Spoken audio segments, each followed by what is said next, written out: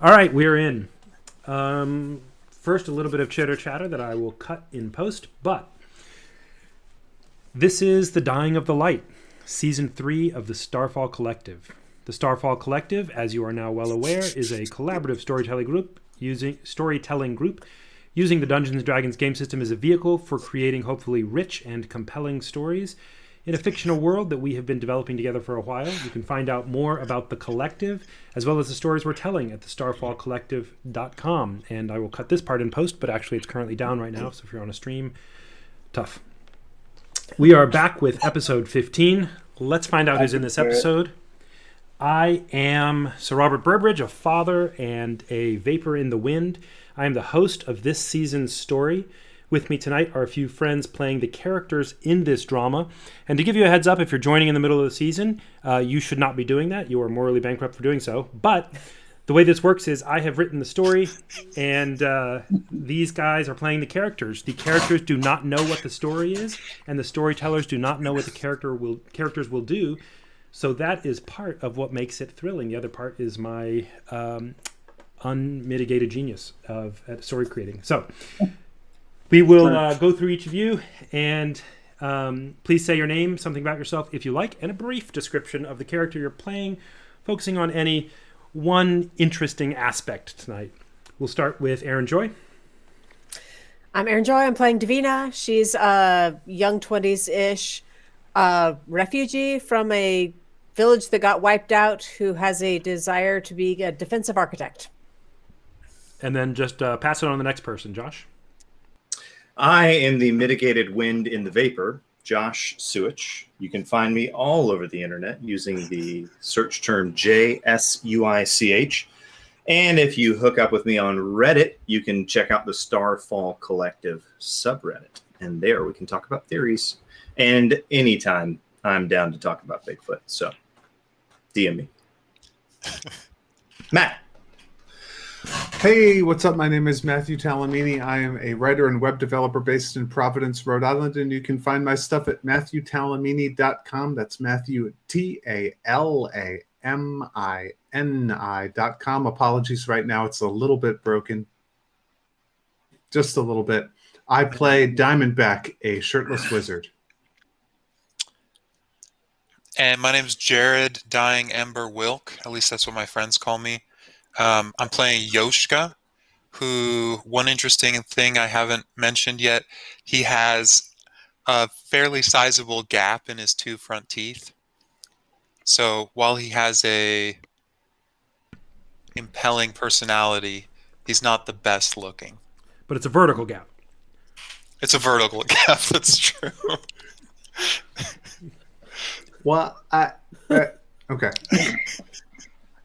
Hi, I'm playing Belvari, and if I'm not whispering, I am not speaking in-game for Belvari, because Belvari is not a loud person. That is true. Okay. Sounds good. So let's get started. Previously on The Dying of the Light, we had an extraordinarily tedious session. That was my fault.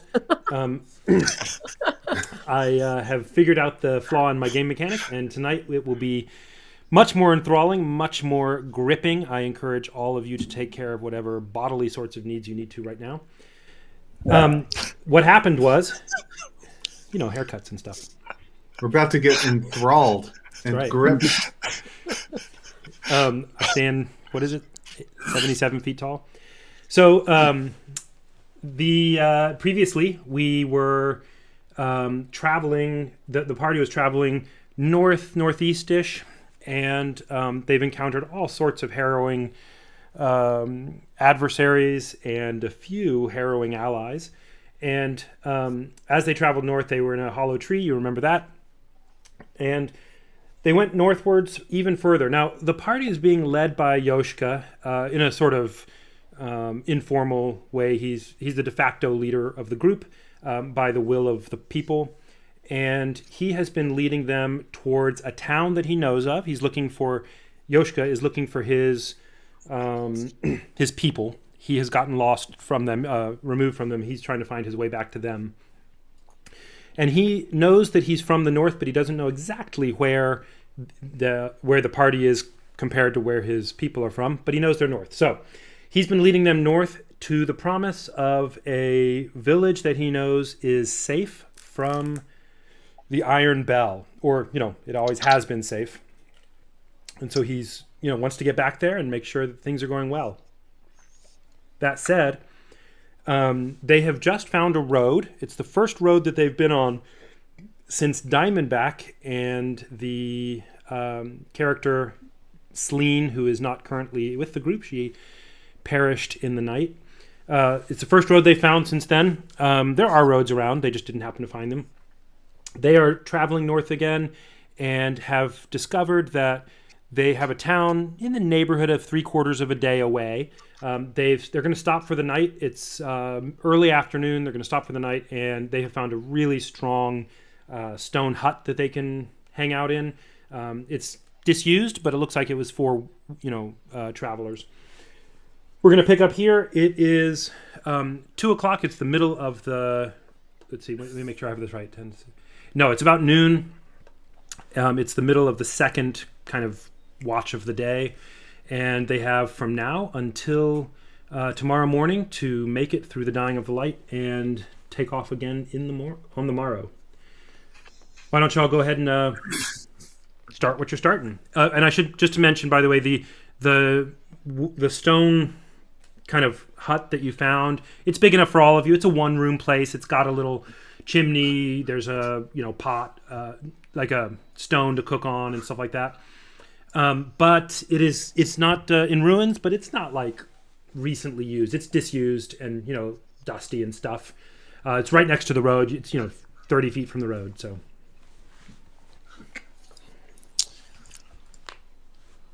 Well, anything anybody want to do? Well, now that I know we're going to stay here, I'd love to try and beef this up so that we can sleep soundly. So I think I'd like to spend a good chunk of my afternoon doing that, and another good chunk of my afternoon exploring my pointy flower persimmon tree pieces. So roll a perception check, Davina. Okay. And what that's going to do is that's going to give you insight into the. Roll an investigation check. That's going to give you insight into the readiness of the hut. What needs to be fixed, if anything, that kind of thing. Okay, got a 12. Okay, that's decent. You have good, reasonable insight into it. That's a good roll. Basically, it looks good. It's not falling apart. It's just dirty, but it's strong. There's not a whole lot to do. If you would like to, you can spend a little time sweeping and stuff. The windows of the place, there are windows, which, sweeping to clean up, just so it's more pleasant. The windows of the place are, if you want to... defensively pleasant. That's right.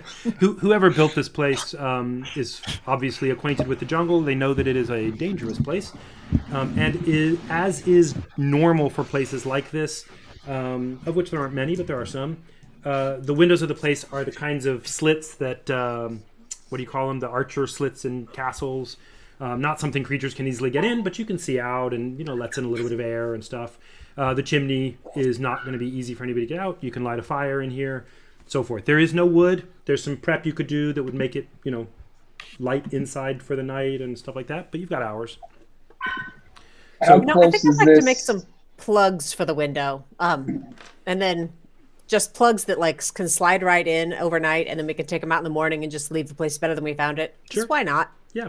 So I'll let you do 2 hours of that. That'll take you to the 2 p.m. time, which will, 2 p.m. is the start of our third watch of the day. While Davina is readying the place, making it a better place than she found it, what would any of the rest of you like to do? How close is this to the road? It's like 30, 50 feet. It's close. It's not hidden at all, and it appears to have been put here for the sake of travelers. Belvari would like to look for a different place to stay. Okay, we can do that.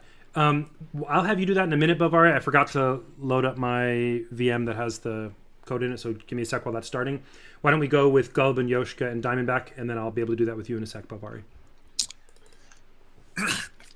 I think Gulb would walk over to Davina and kind of kneel down so that he's just below her eye level, and say, "This is a nice building, but I don't know if it will ever be home for us. This is small home for many, not a big home for any." I And he I kind of looks at her totally like, agree. "Do you agree?" Okay.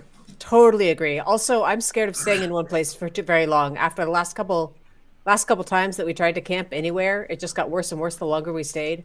I'm developing a whole theory that either we are cursed or one among us is cursed or that the planet rewards wanderers. This is forest of deep magic. It's true. Could be curse. Could be. And Yoshika's people are wanderers all the time and they seem to keep living that way, Yeah. which is putting a blow in my whole defensive architecture plan. Diamondback might say something hearing this like, the people of Goroda are safe behind their walls for a certain amount of time. He has not forgotten. Can I make a history Garota- check? Garoda, you'll remember, is the town that kicked them out, causing the death of Sleene. Sorry, go, Josh. Sure. Oh, okay. Okay. Well, yeah, Gold wasn't there. Yeah, you can talk to them about it or whatever. Yeah, I don't think Gold. Gold just kind of looks at him and says, "I do not know the tales of Goroda. Is this a mighty place?" It is a pathetic town full of weaklings and those who are diseased of character. So just a place. All towns So- are just fruits on a vine that the Iron Bell comes to pick. And they're either unripe and worthless, or they're ripe and the Iron Bell is going to kill everyone. That is what towns are. Did Belvari say that, or is Dwight saying that? That's Belvari. Okay. Diamondback is looking at him with wide eyes because this is the most he's ever heard him say. Ditto. And so fervently and compellingly. Trenchant insight. I was not raised on that theory, but my recent experience suggests it may be accurate. I think Gold just kind of starts to chuckle. How do you know this, Belvari? How I was raised. We moved. All right. I'm not staying on the spot.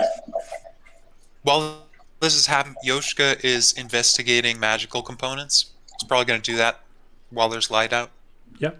Diamondback wants to do that too. So here's what we'll do, and we're going to, just to make it speed up a little bit for me, Yoshika, how many hours do you want to spend doing this? It is noon right now. You have 8 hours that you could completely devote to this.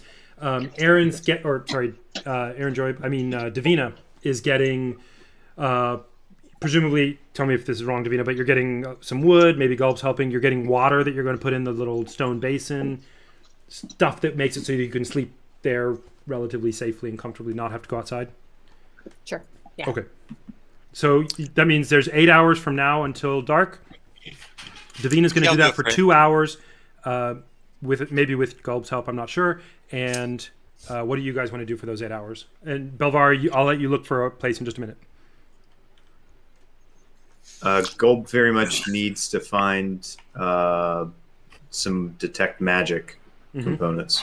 Okay. So I think he's going to spend 2 hours doing some identification and 6 hours looking. Okay. So let us. Sorry, it's my bestiary is currently loading. Oh, whoa! I'm sorry. Does being at this building constitute a point of time where I can invest time and effort into trying to make heavy armor? Yes, it does. Okay. Let me tell you how did a little bit of research on the D&D, how D&D handles crafting, basically. The value of the sort of canonical value of the item that you're making dictates the amount of time and energy you need to put in. When I say canonical value, what I mean is, like how much the equivalent armor would cost in D&D Beyond. In your particular case, the kind of armor that you wanted to make is it's just, I'm explaining partially for the listeners to hear, is leather that's got ribs of traditionally metal studded through it. In this case, he's using bone instead of the metal. One of the ways that armor works explicitly in the description is that the part of the metal is used for chainmail, for the shoulders and elbows, the joints. So what's going to happen is I am willing to let Gulb make such an armor, but there won't be able to be like bone mail, like bone chainmail. And so it's going to make the armor inferior. It's not going to have that. It's going to have lashing or something like that, which means it's not going to be as effective as that heavier armor, and it's going to cost less therefore. That said, the cost of the armor instead of 200 gold is going to be about. Well, I'll let you roll for it, and we'll see how much worse it'll be, and you'll know in advance because you're good with these tools what is the best you could make out of this, and I'll let you decide from that if you want to go ahead and pursue. Does that sound good? Okay. Let's do it. Excuse me. First, let's get Jared's little bit of stuff out of the way. Not out of the way, but let's let him do his because I can do it quickly and easily. Why don't you tell me what you want to research, Jared? Yoshka. The bark, let's see, the bark and, well, I have like a whole list that I would just start going down. So, are you looking at the sheet? Should I just highlight them or something? Yeah, I am looking at your sheet. Feel free to highlight them. Okay, so I was going to do just if you 16 control through click 20. Sorry, say it again. Oh. Control click? Yeah, I think it'll highlight multiple items that way. Okay. Can you see that?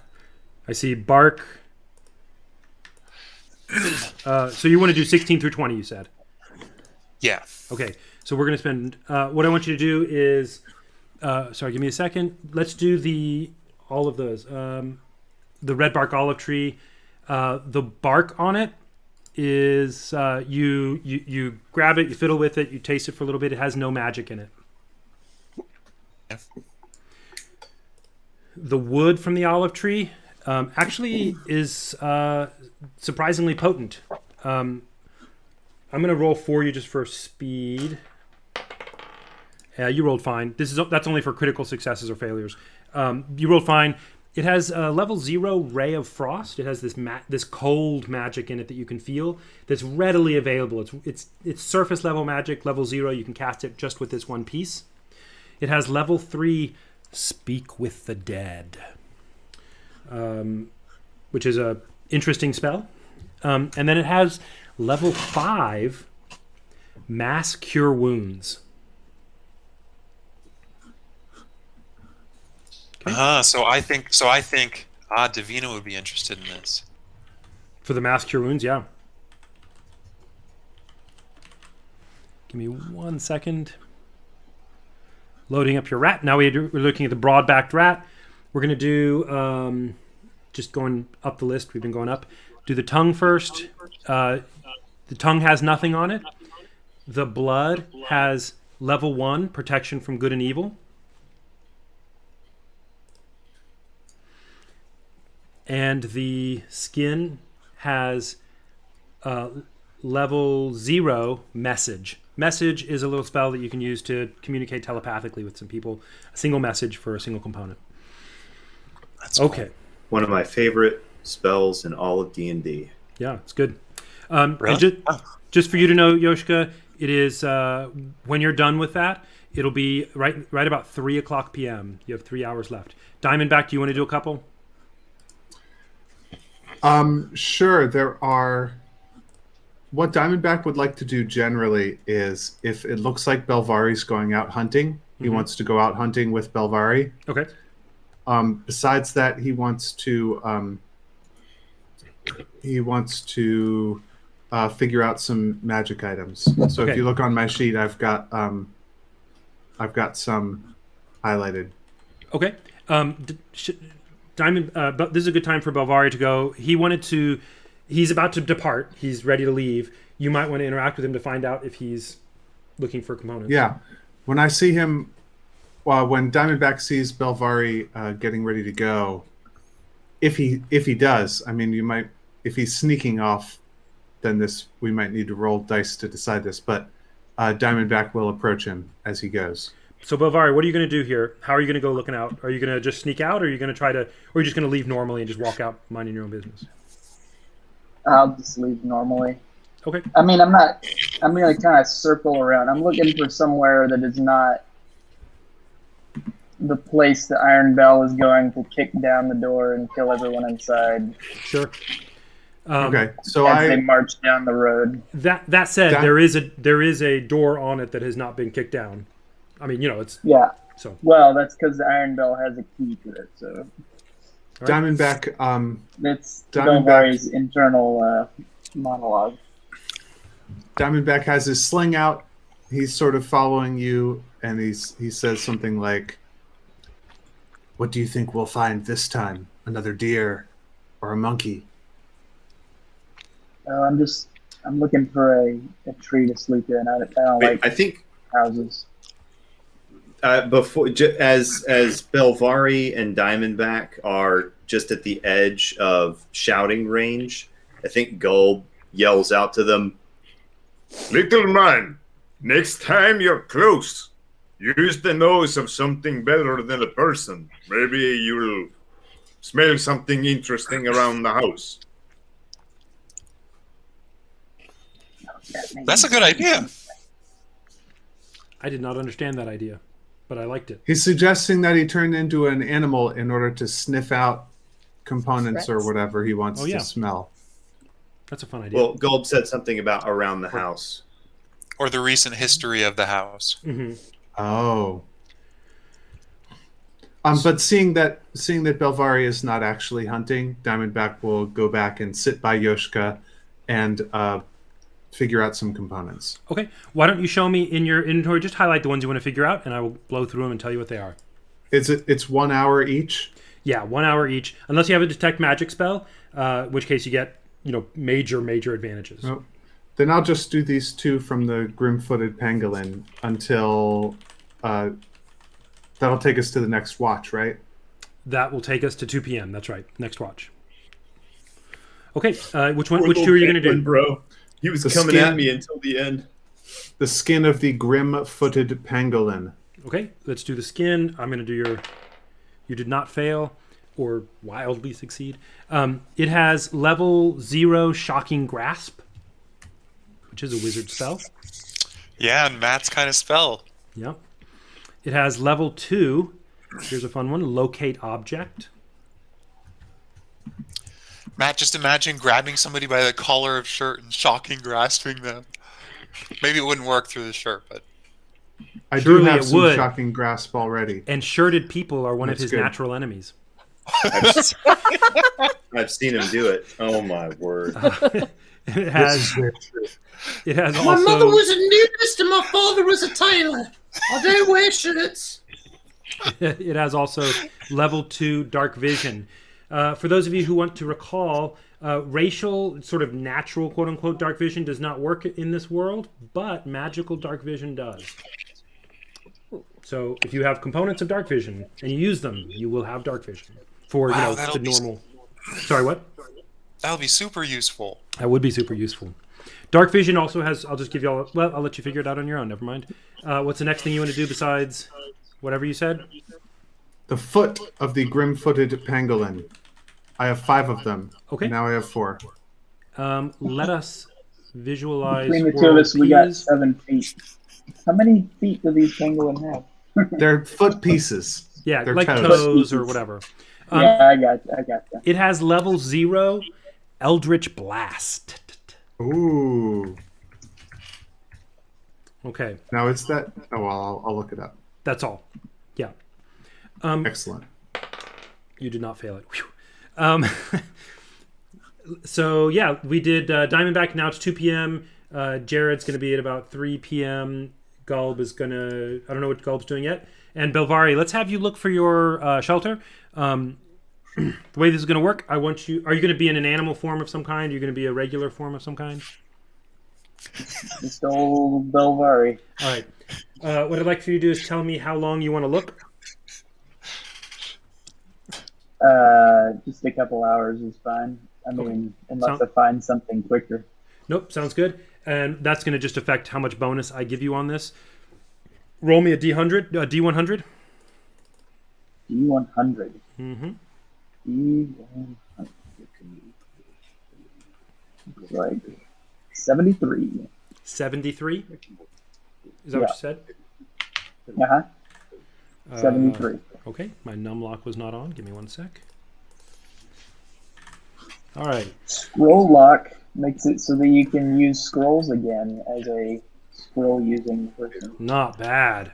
Okay, and I gave you a little bit of a bonus because you are you spent a couple hours on it instead of just 1 hour. So go ahead and also roll me a d20 now. That you found something usable. The d20 is going to tell us the condition. 4. Okay. You found a small, like, hunter's lean-to, basically. Small, just like a normal sized lean-to. That's what the 73 got you, and with some bonus on it. And the lean-to, the 4 got you that the lean-to is, quote, completely decrepit.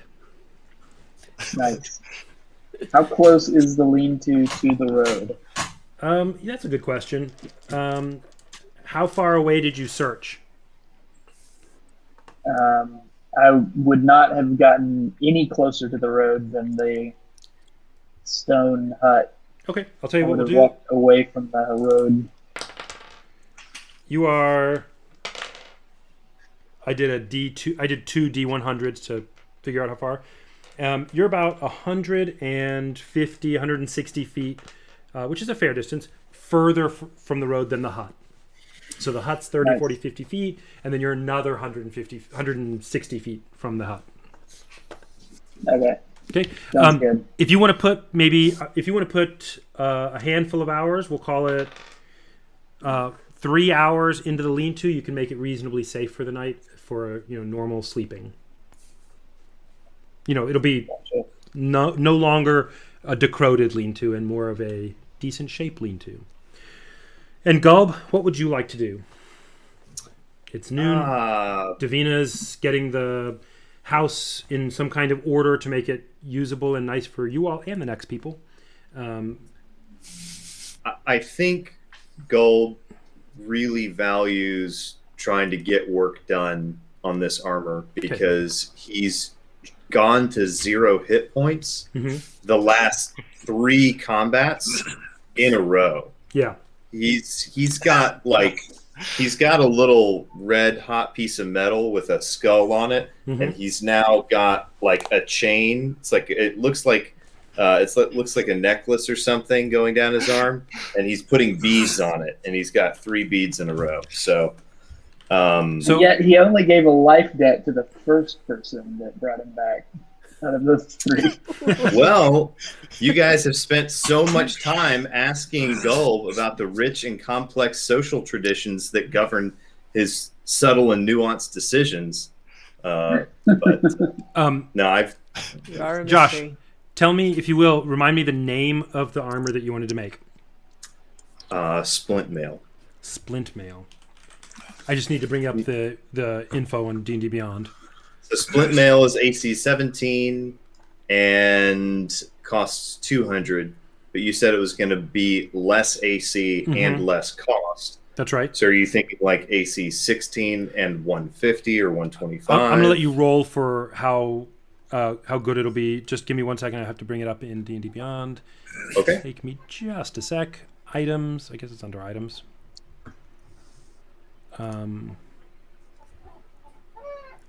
None of that is the correct thing. Okay. Are you looking for a table of armor? No, I'm just looking for the actual item itself. Oh. That's weird. I don't see anything. Sorry, I looked at it a few days ago. Splint equipment. Armor is made from narrow. Okay, there it is. Great. And the armor is made from narrow vertical strips of metal, in this case bone, riveted to a backing of leather that's worn over cloth padding. Flexible chainmail, in this case leather stitching, protects the joints. And what I would like for you to do for me, Gulb, is roll me. Sorry, real quickly. I'm not quite a D&D expert yet. If you wear armor that has 17 AC on it, what does that do for your armor class? Are you now at 17? Is that how that works? Your base AC is 17? Okay, great. Yeah. You're at 17 plus whatever your bonuses for dex. Your or bonuses. Whatever. Yeah. Okay, Yeah. that's what I thought. I just wanted to make sure I understood how this was working. Okay. Splint mail is pretty high level armor. Yeah, that's cool. So what I'd like for you to do, Josh, is roll me. Roll me 4d6. That's a way that I'm capping it, so it won't be too low or too high. We're going to cut it.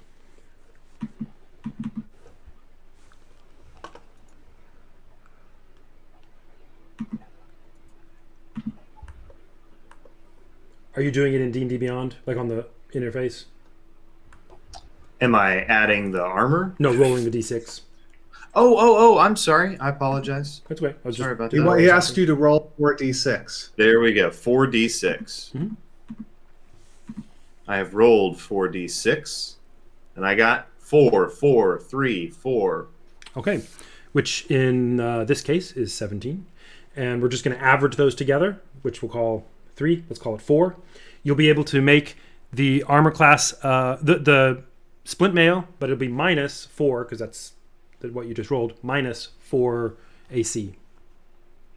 So splint mail minus 4 AC. Yeah, it'll be 13. Oh, okay. Then I think he would probably get started, and at some point along the line, he would just get really frustrated and scrap it. Okay. So would that take all of my materials? No, what'll happen is, just to give you a sense of this, the amount of days that it would take, and sorry, I'm just saying this for future reference for us too. I don't want to, I'm not trying to take a long time, but just so that you'll know how it works. Because it was going to be significantly lower in that particular case, you rolled pretty high. Because it's going to be significantly lower, it would be worth 120 gold in a sort of canonical way, 120 gold, and it's divided by 5. Which in this case, so I'm making something that'll be of value even if I don't use it. Yeah, that's true. Okay, all right. So I'll okay, all right. Yeah. I don't think you would be an idiot and just like waste the materials if what he's about to make is a useful. It could be sellable piece. or something. Yeah. What's your current armor? 14. No, like what armor are you wearing? Are you wearing any armor? Yeah, Regular just leather? leather. Yeah. I'll bet you could convince Sir Robert to let you make studded leather, which would still be one better. So basically, just try to improve my armor instead of trying to make something from scratch. I'd be up for something like that. Well, let me tell you how this works first, so you'll know what would go into the splint. Okay. At 120 gold instead of 200 gold, as far as canonical value, obviously it's a little different in our world. There's a exchange rate, but at 120 gold, the D&D rule is you take the gold value divided by 5, and that's the number of days of full day's work it'll take you to get it there. In this case, you're looking at 24 days. Okay. 120 divided by 5, 24. So, and then it'll also cost you, and I forgot what the cost of this is, but it's half the gold cost, which would be 60 gold. I will have to give you an amount of actual, and what that means is you'll have to go buy little bits and pieces and buy, needles or whatever you're going to use to make it. So you'll have to spend 60 gold, which will translate into something roughly equivalent in our world, of hard to come byness, and 24 full days where you're not adventuring to make this armor. So the value is 120, and I need to spend 60. Okay. That's right. That's just apparently standard D&D way of doing it. You need to spend 60 gold equivalent, and it'll take you 24 days of not adventuring. So would these? I don't see how it's possible that these stag antlers would be worth 60 gold. I mean, that's an absurd. I mean, in the economy, isn't that economy scale radically different from your world's economy scale, though? Yeah, it is, and we would adjust that into a certain number of copper pieces. But you know D&D well enough to know 120 gold is a certain amount of gold, right? And it would be an equivalent in components and copper here.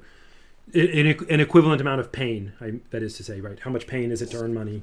That's how much you'd be needing here.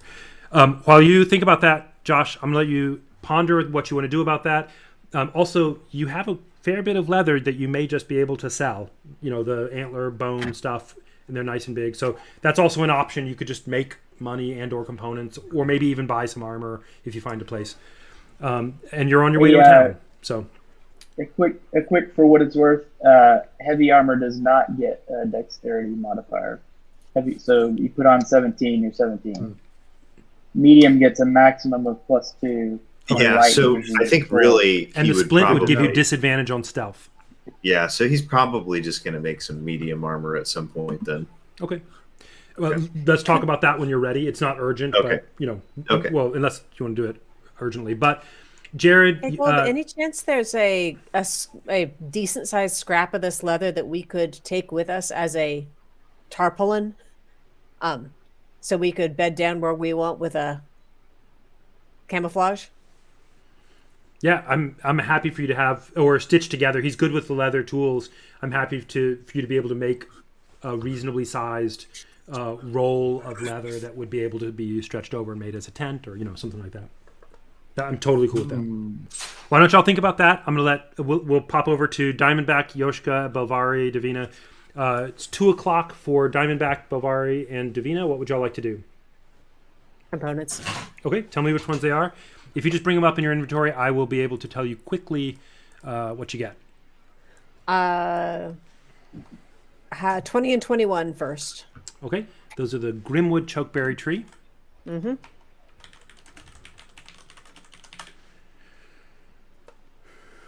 And you have Root and Bark.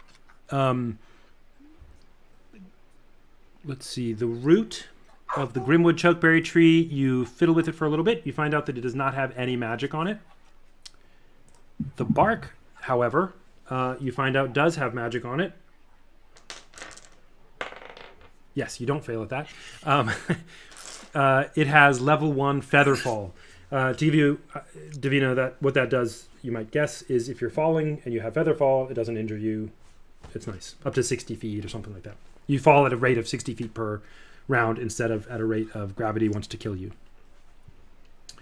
So that puts you, Davina, to 4 p.m. Do you want to do? It's 2 hours till dark. What do you want to do? Yeah, I don't have anything else to do before I sleep. Let's do 27 and 28. Okie dokie. 27 and 29. Sounds good. This is the pointy flower persimmon tree for those of you who are keeping detailed notes. The seeds and roots. Once again, the root you fiddle with, it does not have any magic on it. The seeds, however, you are intrigued to find, has level 0 thaumaturgy, level 2 flaming sphere, and the next one, I'm just going to recommend as your friendly DM, that you put some thought into what this actually means, what this spell would mean in this world. It has level 3 Glyph of Warding. And that has some implications and ramifications that may be worth thinking about sometime. Okay, that brings you, Davina, to 6 o'clock. Yoshka, you have 3 hours left until you are at 6 o'clock. Do you want to do something? Yeah, okay. Let's see, 3 hours left. I have these 6 through 10 that I'm on the shared component pouch. Mm-hmm. I could just go from the top down. Sure, I'll just do them real quickly. 6 through 10. And just to let y'all know, and the listeners out there, I love that y'all are into the components and like finding out what they are. This part's fun for me, so just telling you. 6, this is the orange-footed deer. Tail. We will go first with the tail. You have some pieces of tail. You fiddle with it and find that there is no magic on it. There actually is not. You did not fail. You have, for the eyes, there There is also no magic on that, but you rolled a critical success, so the next one is free. The hooves. There you go. There they are. That was an interesting one. Level 0, minor illusion.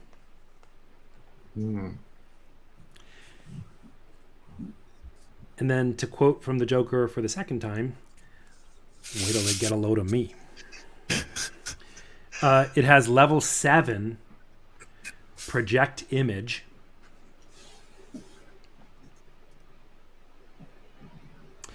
And level 8, animal shapes. That's a potent piece there, which you may not be able to use because of the rarity of the spells and whatever, but they're worth money. So that's kind of neat. The hoof, let's see, where'd you go? The fur is next. It has nothing on it. Yep. Oh, whoops. Okay. Oh, I'm sorry. I should have done scat. I apologize. The scat also has nothing on it. The glands, you're still successful.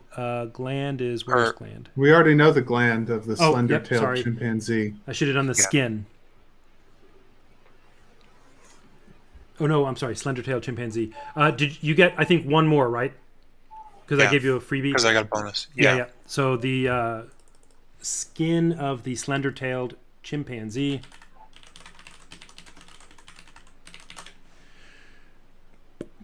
It must be slender tail, apparently. Oh, no, there it came up as tailed. Never mind. The skin has level 1, speak with animals. That's actually a pretty cool one in this world as well. Yeah. Okay. And Gulb, remember you wanted to think about detect magic at some point. Diamondback, did you have some more you wanted to do? Yeah, this is what I would like to do. I would like to go out into the woods for 3 hours, and I would like to seek for, I don't know how much this is possible, but I'd like to look for magical components, specifically seeking for things that would have the magic missile spell on them. Okay. If that's possible. I don't have a detect magic. Yeah, that's I don't fine. have the ability to cast detect magic, but I started out with a whole bunch of components that have magic missile on them, so I think it's something that he knows extra about compared to other spells. And also, while I'm out looking, I would like to pick up any rocks that I find that would make good sling bullets. Okay, that sounds good. So maybe you can just tell me how many of those I get. Yeah, absolutely. While I'm doing this. Give me a neighborhood of how many you're looking for. Like somewhere like 6 or somewhere like 30 dozen. The normal starting amount is 20. Okay. And I've been using like 1 to 3 per battle. Sure. So I'm gonna roll a d20, or you can roll a d20, and that'll be. Actually, you know what? Roll 2 d20, and the average of them is what you'll get. Okay. I want to pull that average a little high so you don't actually get 0, because you're more likely to get some than not because they're rocks. We're looking at a 15 and an 11. Cool. So 13. That's 13. Yeah, you get 13 stones that are in good, usable shape. Awesome. And then I'd like you also to roll me a D100, and you're looking for magic missile. Yep. Okay. So because you have, give me 1 second here. Let me pull up your. Don't roll quite yet. There's your magic missile. I'm looking at how many of them you have seen before. That have magic missile. Okay, looks good. I've got some here and here. Yeah, I see those. So like 7. Okay, great. And then I'm going to make your DC on that. As far as bat, antelope, badger, python, crocodile, cicada, elm. Okay, go ahead and roll your D100, and I'm going to have you do this 3 times for the 3 hours that you're looking for them. Okay.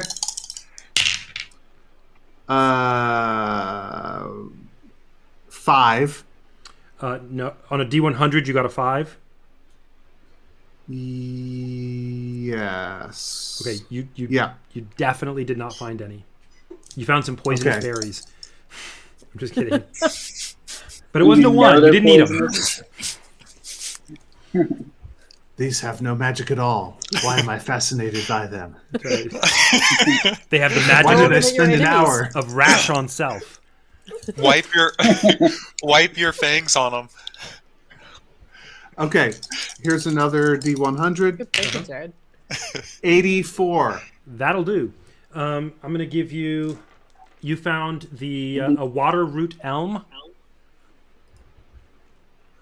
No, I'm sorry. That was the cure wounds one. Give me a second. Let's give you a. Since I was doing that, silky backed cardinal. Oh, and I found the actual bird. Yeah, you found the bird itself. And I catch it. yes, you do. It's a low level. I'm not going to make you battle it or whatever. Do me an animal. Show me an animal handling. Make sure you're not failing miserably, but you know how to do this. Okay. 5 or better on your animal handling will get you the cardinal. Animal handling check is going to be a 9 plus 2 is 11. You got it. All right. Let's see how many components you got. You especially are going to be careful to get the blood, if I'm not mistaken. Is that right? Of the silky backed cardinal? Uh huh. Yes. That's like the main component you're interested in. Yep. All right.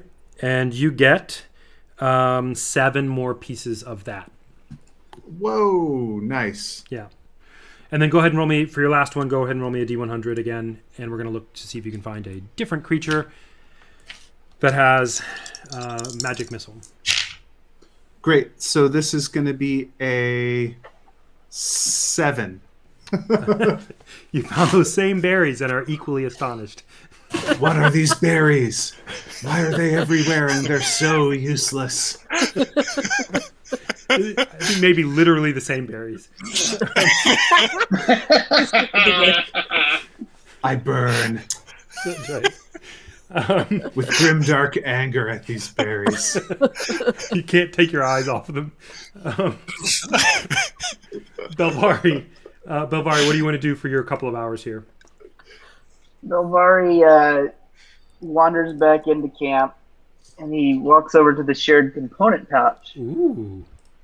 and he's eyeing these slender-tailed chimpanzee parts. And he's like, "Hey, has anybody got dibs on those?" Go ahead. Nice. He will take a couple of glands and scat. Yeah, do it Do to it. you wish to know the way of these with certainty?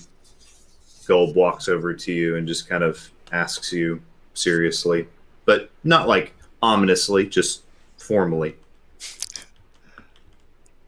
No, I don't care. And then How old are you, if you do not mind me asking you the question? I'm a young kid. 16. Hmm. Then 16 is Belvari- not young kid. Might be for Pretty Puni young. Humans. Hmm. Have you killed a man? No. Belvari walks away. And in the woods. He's consistent, man. You see Gulb fold his arms and just kind of shake his head, and he looks up and he tries to like take a read of the sky, and he kind of sniffs and he does that and walks away. Don't worry, he's like that with us too. You just give him some space. I think Um, he can take all the space he needs. And he And then does. Belvari Yep, Belvari. looks into the sky and wonders to himself, what does a pangolin end up being? If I were to turn into a pangolin, what sort of damage could I do? Yeah, he mulls over the nature of things. Yeah, And he the comes. parts of animals. Give me 1 second, and I will tell you something about that. For those of you who are listening in, what he's talking about is D&D Beyond doesn't have a pangolin as a natural thing. Like it's not an already existing creature, and he wants to know what he should use to know stats and things like that. And what we're going to do is, give me 1 second. Why is it? There we go. Okay. Blah, blah, blah. And we're going to go with a...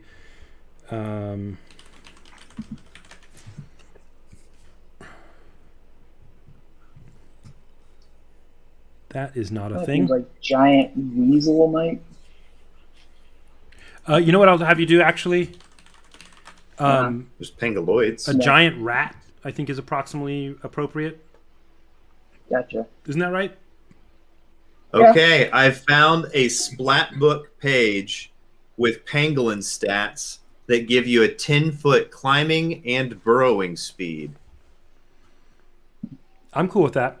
If you, Dwight, if you want to use something like that, or the giant rat because it's in D&D Beyond, whatever, something of about that. It should be something with 1/4 CR challenge rating. Yeah. Okay. Well, a giant rat's 1/8. It's or even 0. 1/8. Pangolins 1/8 would be great too. Pangolins have armored shells and sharp, long claws. They're not nothing. Yeah, I mean, a giant rat does some nothing damage. It's more than a giant rat does more damage than magic missile. So, like a full-size pangolin is like 80 pounds. Yeah, the big ones. The big ones. Oh, they can be chunky. Okay. Oh yeah. Maybe 1/4 or 1/2 CR. Sure. So, Dwight, does that answer well enough for you, or would you like me to tell you? Okay, great. 10-foot climbing and 10-foot burrowing speed. Sounds good. And you would have similar abilities to a like a mole or a rat. You know, like digging and climbing and being the same size as capybara type. Not capybara. What's that little funny guy? That's all nice. Anteater.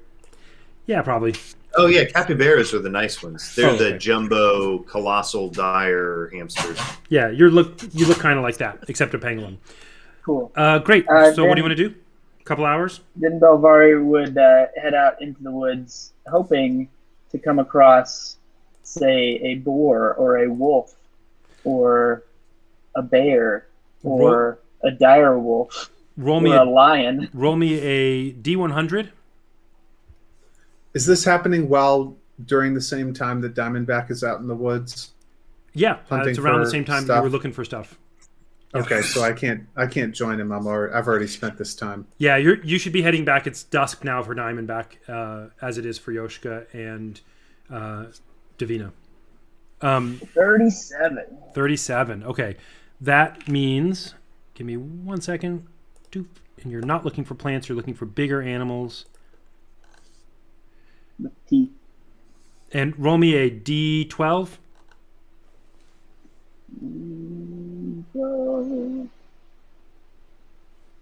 7. Okay. The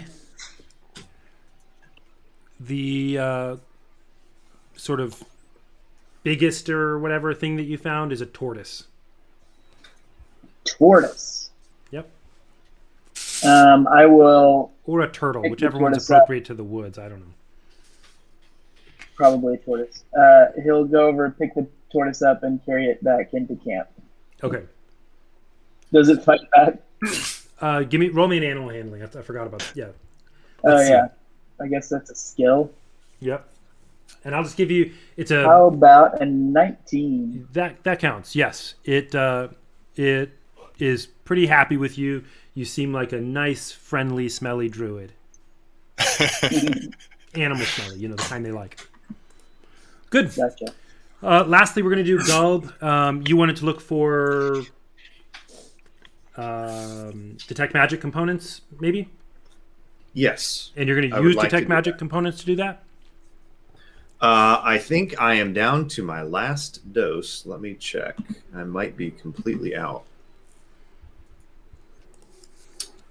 I don't see anything in the party loot that would give me extra.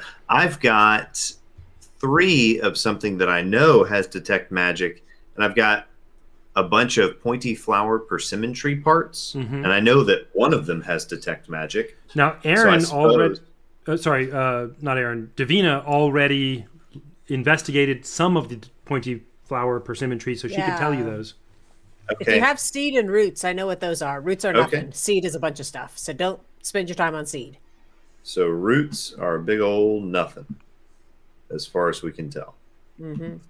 She Okay, she so saw seeds. correctly. They were not, Oh, okay. she didn't fail. So what do you have for seeds? Seed. 0 level thaumaturgy, 2 level flaming sphere, 3 level glyph of warding. and I'm just going I'll to paste copy this that in into for you, Thanks. Josh, so you don't have to type it out, or you can if you Oh, want. I just did. Okay, well, And then never 3 mind of then. warding. 3 glyph of warding. Okay. All right. Yep, sounds good. Thank you. So that means that leaves, bark, or flowers has detect magic. So I would like to spend an hour, and do I get to roll a d4 to see how many I can identify? No, in this case, just if you can identify one without a failure. I will tell you if you have a critical failure or a crazy success. You did not fail. You're looking at the what of the The persimmon? leaves, bark, and flowers. Okay.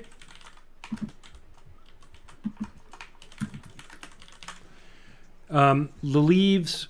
Well, hold on. It's coming up. There we go. The leaves have nothing. The bark has nothing, and the flower. The rolling I'm doing to see if you fail or succeed, but you do not. You didn't fail any of them. The flower has nothing. Okay, so you had So told one of those me. was supposed to. Yeah. Oh yeah, one of those didn't. One of those had detect magic on it. Yeah. That's true. Why am I not seeing detect magic on that? Okay, I am going to switch that out for a component that does have detect magic. I do not know why that happened. However,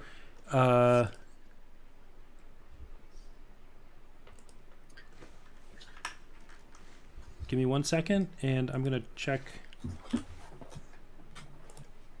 Aha! I see why. I typed it in wrong. I apologize. Let's go back to do those again. You said you were doing, I'm sorry, leaves. What did we just do? Bark, leaves, bark, and flowers of the pointy flower persimmon tree. Okay. So the bark and flower did not have anything on them, but the leaf actually does have detect magic. Okay, and the And the seeds you know from Davina. and then what about the bark? Yeah, which sorry, you have bark on that? Yeah, okay. And the bark has nothing on it. Nuts. Yep. Is Okay. detect magic level 0? It is 1. level 1. Okay. Thanks. Cool. So Okay, so that took up an hour, 3 hours, yeah. 3 hours. To check all of them. Yep. Oh, okay. How much more time do I have? Now you have 1 more hour that you can go look for the thing, and if you're using detect magic, it's going to be a really high chance. Okay, I'll do that. Okay, and you're using the leaves plus what else? Ichor of the spiny winged wasp. Correct. Okay, great. So I'll knock those down. Yep, and just roll me a d100, and I will tell you if you get it. Okay, I am doing that right now.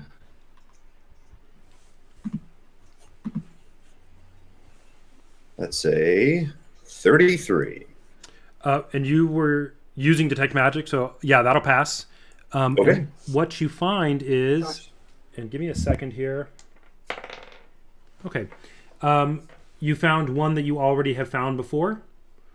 I rolled to see if it's a new thing or the other one, and you have a white striped newt that you're just able to catch because it's just a newt. So. Okay, actually, You- Sir Robert, I apologize. Can somebody else write that down for Got it me? for you. Thank you very much. I'll check back in with you guys in a bit. Yeah, no problem. And let me roll for how many he gets out of that. He's going to take special attention because he knows in advance that it is the brain, and so he's going to take special attention to make sure he can preserve elements of it. And what that means for you guys to know is that I double the amount of stuff you get, the die I roll to see. And he finds, 9 bits of brain from these apparently several white striped newts that he found. Cool. It is now nighttime for everybody. You should go inside if you want to be inside. You should do other things if you don't, but there you go. And I need to roll for an encounter for the midday, the 2 sets of hours we just passed. I'm pretty sure not. Nope. And that was close. No. Sorry, go ahead. When Davina and Diamondback get back, Yoshka gives them some stuff he found. Row 14 for Davina. He says, "Look, I think this can be good for healing." And row 15 for Diamondback. "And I think this is good for fighting magic." Oh, in the shared component? Yeah. Oh, poison spray. Thank you. Nice. Magic is a very important part of my combat arts. Yes. Belvari looks extremely disappointed as he goes into the stone hut with his turtle. He lays down in the very far corner with the turtle as a pillow and immediately goes to sleep. After saying, "Don't sleep, there's snakes." That is like the worst lullaby. Your parents, man. All right. It's the first watch. You are in this stone, basically a pretty decent condition of a very high quality shelter. Y'all rolled really high on it last time and got a good shelter. You should figure out if you want to do watches or sleeping. Everybody can get a nice long rest for this tonight if you wanted to, and you could have somebody stay up and still get a long rest. There is still a chance of attack, but again, also it's relatively hard for a normal creature to be able to get in because you got a good shelter. So figure that out for me and tell me what you're going to do. I feel like Davina is rested and happy. She got to spend her day doing her favorite things, checking out components and making things feel safer. I'm happy to take a first watch. I don't feel like in a shelter any of us need to take a hyper alert watch. Yeah. What if Gulb or I sleep in front of the door? And then we just all get 12 hours of sleep? Yeah. Belvari would only sleep for 8 hours. And Belvari is out in his lean-to. Belvari, are you? No, I'm in the stone house with a turtle for a pillow. Sounds good. And a dog to keep you warm. Yeah. Okay. And Diamondback is looking at him and thinking, "I like this guy. He knows about snakes." Okay, let's do it then. Y'all are all sleeping for the first 8 hours. Then you'll be up at 2 a.m. if you want to, or you can sleep until dawn to just have time go by and get nice and well rested, whatever you like. Let's do the Diamondback will sleep for 8 hours and then get up. Okay. Let's do the first watch. And give me 1 second here. I have a calculator right here. Oops. And pop. There we go. Y'all have already done 2 watches in this place during the day. And so now we are looking at an encounter, seeing if there is one. There is not for the first watch. It is now the second watch, and we will see if there is an encounter. And there is not. And it is 2 o'clock in the morning. All of you just got a long rest. You hear almost nothing disturbing. You hear a little bit of wind from outside, maybe normal nighttime owls or whatever. There's been nothing frightening. You didn't even hear anything scampering around trying to get inside because the rolls were really low. So it's 2 in the morning. But what it's do you want still to do? dark. It is still dark. It's still It'll be very dark for dark. 4 hours. Yeah. And just to remind you, even if you can see outside at night, it is more dangerous than during the day. Yeah. Just Diamondback is going to Examine some components. Do it to it, Rockapella. We'll do this quickly and get to the next day. And remember, starting tomorrow, travel time. You expect that you should be able to get to where you're going in the neighborhood of mid-afternoon to evening tomorrow before dark. And we'll do that in an expedited travel manner. So there you go. Assuming that's what y'all want to do. Matt, tell me what you want to do for components. You get 4 of them. Tongue of the grim-footed pangolin.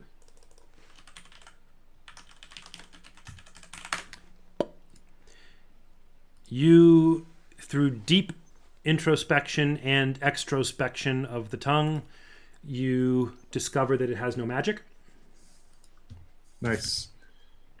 That's good because I only have 1 left anyway. The blood of the grim-footed pangolin. Also has no magic, and I should have rolled for those, but let's pretend I did and you didn't fail since it's such a low chance.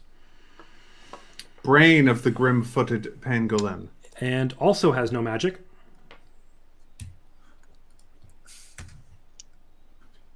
Blood of the grim-eyed mammoth. All right. Mammoth has A 3 mammoth? limbs. That has... Yeah, you can tell. It has level 0 Shillelagh. Shillelagh, yeah. Shillelagh? And also it has level 1 Comprehend Languages. Nice. Okay, and I think you get... Did you do 3 already? You did 4. That's your 4th one. Anybody else want to do That's some? my 4th one. Morning hours? Belvari will look at the scat of the grim-footed pangolin. Same grim-footed pangolin? Yeah. It has level... Oh, yeah. Oh, yeah, okay. It has level 1 Healing Word, which is a Bard, Cleric, Druid spell. Okay, and then the claw of the frost-footed giant ape. Oh, I remember that. The claw has level 0. Yes. Whew. Level 0, Spare the Dying. And level 4, Compulsion. Okay, the scat. Of the same. Uh-huh. Minor Illusion, level 0. Okay, and the blood. Level 2, Warding Bond. All right, that Okay. is... I think you did 4, right? Mm-hmm. Okay. Yoshka, do you want to do something? Yeah, I'd like to give Davina row 14 of the shared component pouch and tell her it looks like it's good for healing. And then check out the, let's see, rows 9 and 10. Looking into the tail and nails of the slender-tailed chimpanzee. So the tail we know has magic, but we don't know what it is. Oh, is that what that star is? Yeah. How does that happen? I'm not sure. Huh. I think Yeah, we got it after Find Magic search. Sorry, yeah, what? Detect magic can tell you, right, like which things have magic, and then you can also use them to. Okay. Sorry, Belvar, Dwight was right. So you're looking at the slender-tailed chimpanzee. Yeah. Okay. And it was the... I see that in your list. Sorry, let me look. Wait, I just saw it. Where is it? Oh, there it is. The skin, is that what you're looking at? The tail and the nails. Okay. The tail has level 0 mending. And the nail has, the claw nail, has level 2 heat metal. Somebody else Give wanted that that. to Davina. I'm going to show that to Davina. Yeah. Yeah. And that's a different different things. So we now have 2 of the 3 separate components we would need to use that spell. Diamondback Do you want to take wants it? to. Take Sure. it, I mean, take it. let's. Why Take don't you it. take it? Yes, Take it. Diamondback sees Yoshka and Davina trading components back and forth, and he thinks back. Did he see? Have I seen Davina doing shillelagh? Yeah, time. she did. Yeah, Okay, you did, so Diamondback is going to bring 2 little twist paper pouches of the blood of the grim-eyed mammoth to Davina and say, "It seems that Yoshika gave to you a component that is useful for performing a spell that allows one to speak with the dead. Such magic is a specialty of mine, magic of death and the afterlife of my people, the Snake Clan." I'm And he cool with you offers. doing it. As long as we're traveling together, I feel like we're using the stuff together. Okay. Here, I'll put it back in shared. line 31 is for you. In the shared component pouch. Okay, 32 is yours. Thank you. Likewise. I want all your necromancy spells. I'm a necromancer. We're going to have to deal with that at some point. You hear Belvari whisper, "Gross, Whisper what? gross, Ghosts? Gross. gross." Gross. Okay. Maybe you don't hear Belvari whisper that.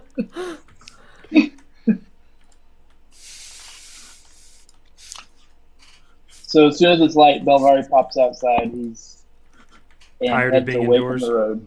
Yep. Yeah. I also don't think Davina would have slept all 12 hours. Maybe 9, though. She might have taken advantage of the luxury of being able to sleep in. Okay. Great. So I would use the spare time to explore some components also. Yeah, you tell me which.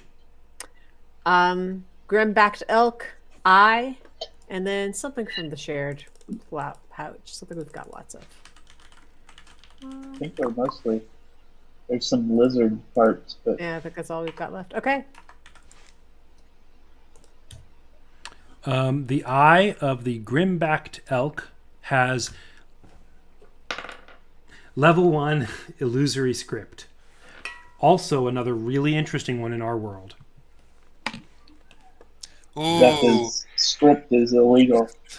yeah, you could put an illusory script on your enemy's table or whatever Forehead. when the Forehead. Oof. when the Iron Bell comes, and totally get the whole city busted. That's awful. But you could. I'm pretty sure you have to be. Or you evil could people. put it on the Iron Bell and have them turn against each other. I And then think they're take all their probably. It's probably more like they want to be the only ones with writing Maybe. than that So- they don't like it. So it We're is. all illiterate and insecure. Aaron, thank you. By the way, Aaron, did you do 3? If I've got components? 3 hours left, then I did one of that guy. Oh, I need to decrement him. And of the shared pouch, I'll do the tail and the foot. Okay, the tail and the foot. And tell me again what animal that was? What creature that was? Red-footed lizard. Take those both down to 0, but we can keep them in our recipes. I'm sorry. I'm looking in your thing and am I looking in your thing? It's in Yeah. the shared pouch. Oh, shared. I'm sorry. Red-footed lizard. It's the 3. Got it. Yep. Okay. And you're looking at the tail and foot? Yep. You successfully determine that neither of them have anything. Okay.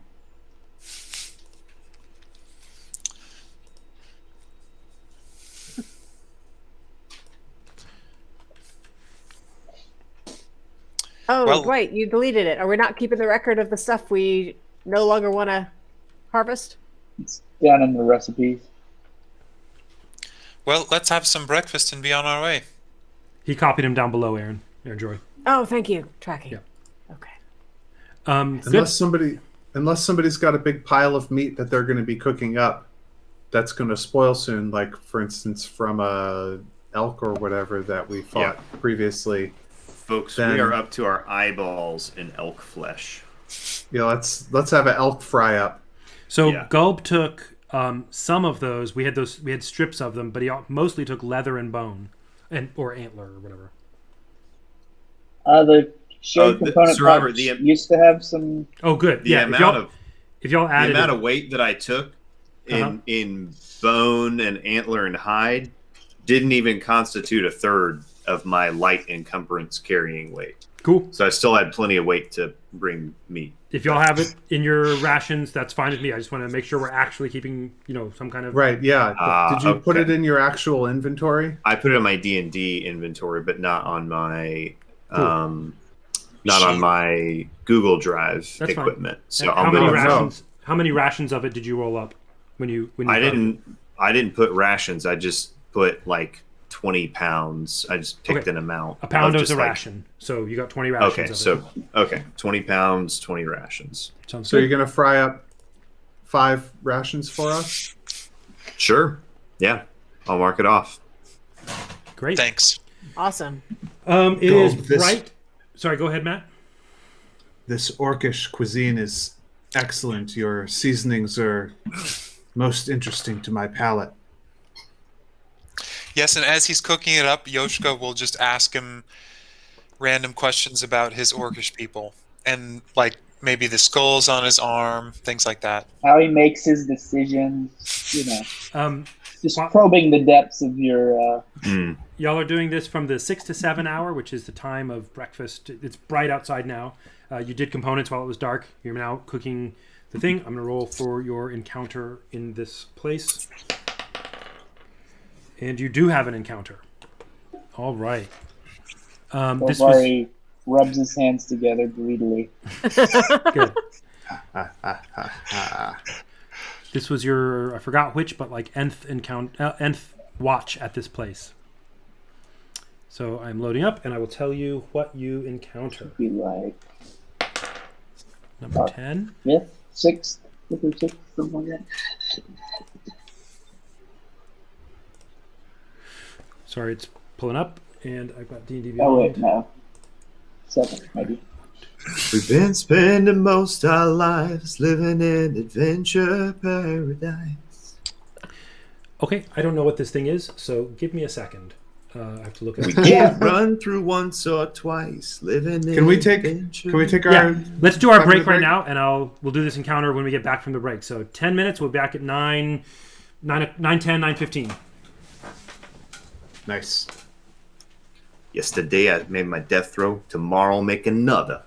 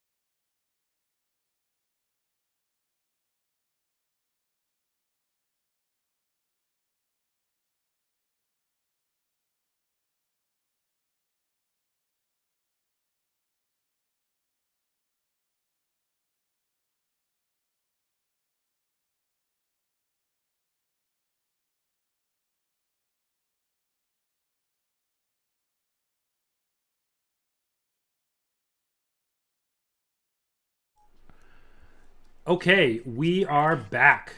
This is the second half of episode 15. I think this is going to be able to be condensed into one episode. This is the second half of episode 15. We are back. The party has just finished a nice, luxurious rest in a stone cabin on their way, hopefully, to a town. There's a road here, and they just finished breakfast of elk meat, thanks to Gulb, and have started asking, as Gulb is cooking and doing some really interesting chef sorts of moves. They are guessing it by the way he's handling his knife and meat and fire that he must be a good cook for orcs, and at least they start inquiring about that and other orcish things. We'll jump right into the verbal action that way. And describe what you're doing as you do it. Y'all are walking out the door. You've cleaned up. You're ready to go. What? So Gulb has the just the back strap of the elk laid out on a piece of like a few large leaves that have been laid down, and he's got a big flint blade that's got kind of a slightly curved belly to it, and he's hasselbacking the tenderloin. And in the slits that he's opened up, he's cramming in some salt and some leaves and stuff. And he takes all of it, and you see him start to kind of wrap it up. And he gets a little gourd of water, and he looks over at Belvari, and he gets real serious, and he says, You must be very scared when I drop the water on plate. When it makes hiss, you must pretend you're scared. Very important. You ready? and he's looking into Belvari's eyes to see if Belvari is ready to play his part. Wait, Belvari wasn't paying attention. What? Gulb just got like real serious, and he's got cooking ingredients in his hands and a gourd of water in one hand and an elk strap in the other that's been hasselbacked and seasoned. And he says, you have to be really scared when he pours the water onto the plate. He feels a tap on his shoulder. Mm. Who does? He turns and sees Diamondback. Diamondback has 2 handfuls of weird, useless berries. Probably poisonous. Good idea. No, there won't You be know if after- there's any after use fire. for these. I think Gulb takes one and eats a couple. Do they taste good?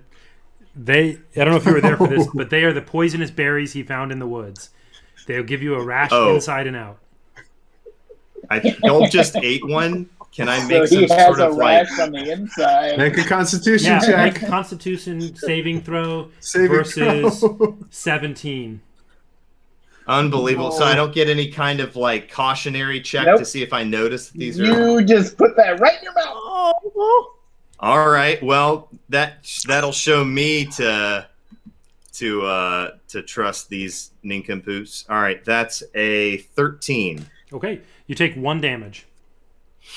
It I Awesome. didn't ask him to Can you eat it. describe that damage? he has now a scratchy, unpleasant throat for a little while, and perhaps even further down, it may also have a little bit of a rash. Okay. Yeah, he spits it out onto the floor and just gives Diamondback this look of like, what is wrong with you? And turns back to Belvari and says, Are you ready? It's very important. We will have no flavor if you do not. Belvari doesn't look like he heard you talking to him. Boy, can you be scared for just a minute? I have to pour. You have to be scared of the water spirits when they scream. If you don't, you will insult them. Belvari You're looks the confused. youngest one. Don't you? Does none of your confusion- people know the ways of not offending the spirits of the water? and No. he gets... No. Hmm. Not We at all. must teach. All right, hang on. And he pours the water on the rock, and you hear this big, huge 7-foot tall orc do his best attempt to scream like a little girl, and it's still kind of impossibly deep and scratchy because of the berry. And he starts coughing and stuff. And he says, We are doomed. It will not be my best work. and he slaps it down and he throws some mud on top of it. And he says, It will be ready in a few. Mud? Locked in all of the water. You know how they use that to Okay. cook and Oh. cover? Yeah. so he's basically taken the loin, wrapped it in some leaves, slammed it down on the rock, and then taken a big thing of mud. He's poured the water on, put the thing down. He's covered it in mud.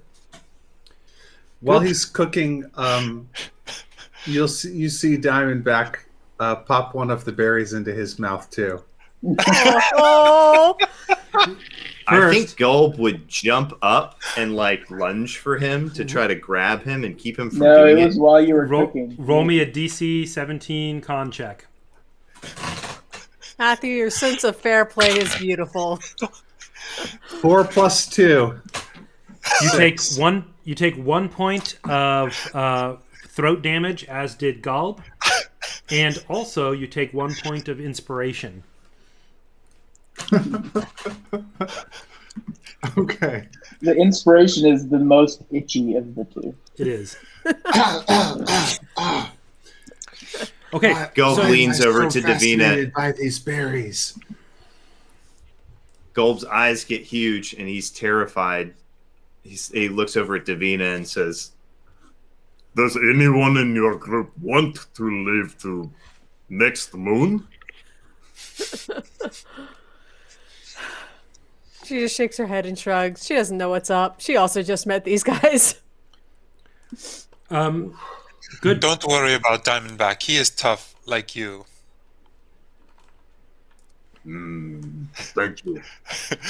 Y'all And I can tell kind my of like language what is Nolan's tough. saying that. Thank you. Bilbari this. is and he kind of like leans his head and he gets a little bit too close to you. So you're like, oh, geez, don't headbutt me, dude. Bilbari has wandered away from the convocation occurring around the fire, and Getting claustrophobic. yeah, As there's, soon as Belvari walks it's away, so noisy. There was screaming. Gold pulls out some more smaller pieces of meat and starts like just air roasting them and just like starts handing people pieces of just fire roasted meat. All right. Nom, nom, nom. So y'all eat the meat. Decrement your rations out of the meat rations for me, please. Okay. Which is great, by the way. I've very much enjoyed that entire encounter. Good job. Okay, all right, I'll put that in here.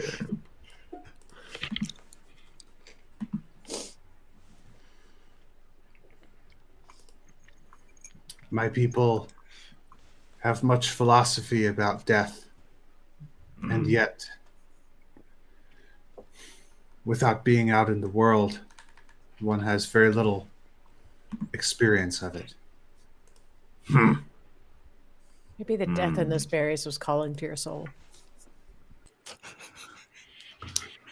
Gold takes out grabs him by the arm and pulls a coal from the fire and rubs it in his fingers and kind of gets some of that ash. And he draws a little symbol on your arm that looks kind of like a jagged thing with a couple of little things like that and a U shape up at the top.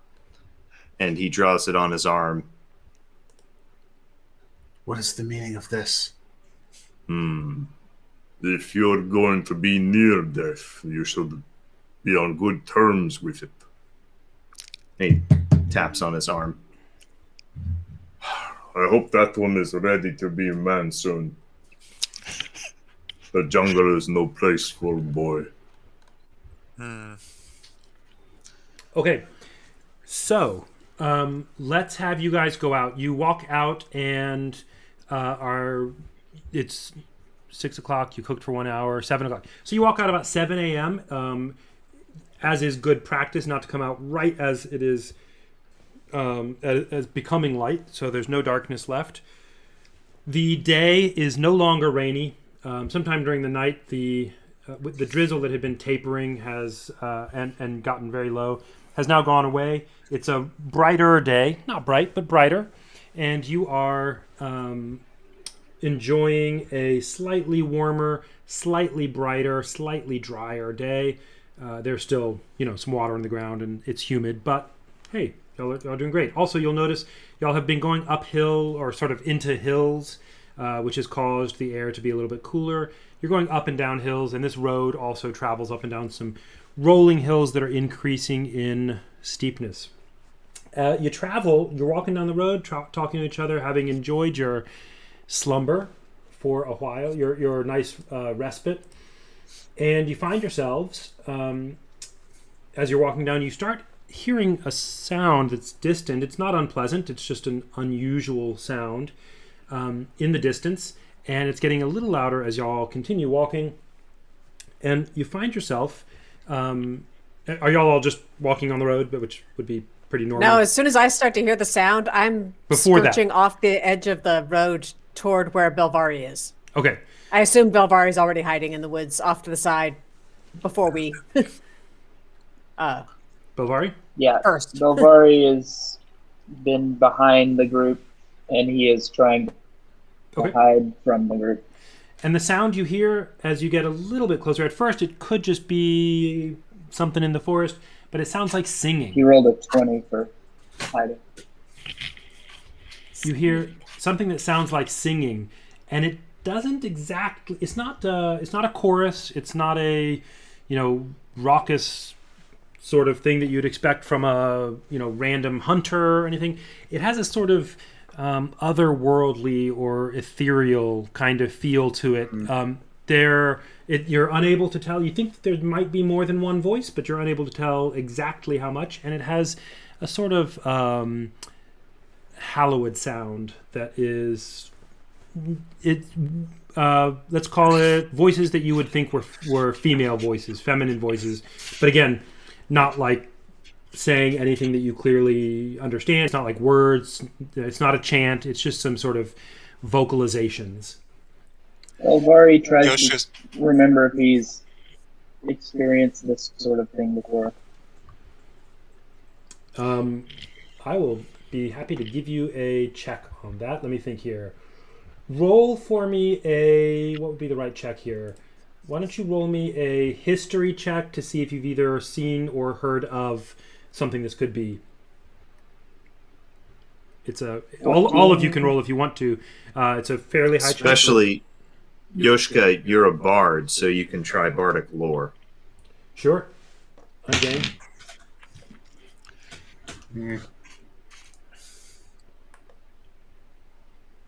Anybody roll? 12 on that history check for Diamondback. What'd you say? 12 on the history 12? check for Diamondback. Anybody else? 17, Davina. 17. 14. Okay. Gulb? 20. Okay. And Yoshka? 3. 3? Okay. My ears are funny. Davina, it reminds you of something, but you can't quite place it. It doesn't remind you of anything in particular, but you're like, why have I heard something about this? Gulb, you have a little bit more thought about it. You know that there are not only animals in the forest, there are other things as well, and you don't have any kind of name for what creatures that are singing, but you think you might have heard something about this before, and your impression is that it's not like an animal mimicking human sounds. It's actually something singing, and it sounds like more than one, probably feminine-ish creature, person, thing. So what do you want to do? It is further down the road from you, probably 100 feet or so, a couple hundred feet. You can't see anything. The group notices Yoshka get a little bit ahead of them, like he's not quite paying attention to where they are anymore, and he's he starts humming and trying to feel out the music, get quicker and hear the words if there are any, and feel out the music to feel if there's magic in it or not. Is that a check that's doable? Let me think here. Man, I love playing D&D with you, Jared. Davina grabs the tail of Yoshika's coat and just kind of drags along behind him, like ready to jerk him off the road if need be. Yoshika, I want you to roll me an averaged nature and arcana check. So roll both of them. We'll average them together, and I'm going to give it. Give me a second. I'll give you a DC. Okay, got it. Okay. And just a little history for anybody listening. So bards, as I've read, are an unusual kind of minstrel where there's most people just sing music, but bards are some of the few who have found something like the magic inherent in words. Okay, arcana and what? And arcana and Nature. nature. Okay. Arcana was 12.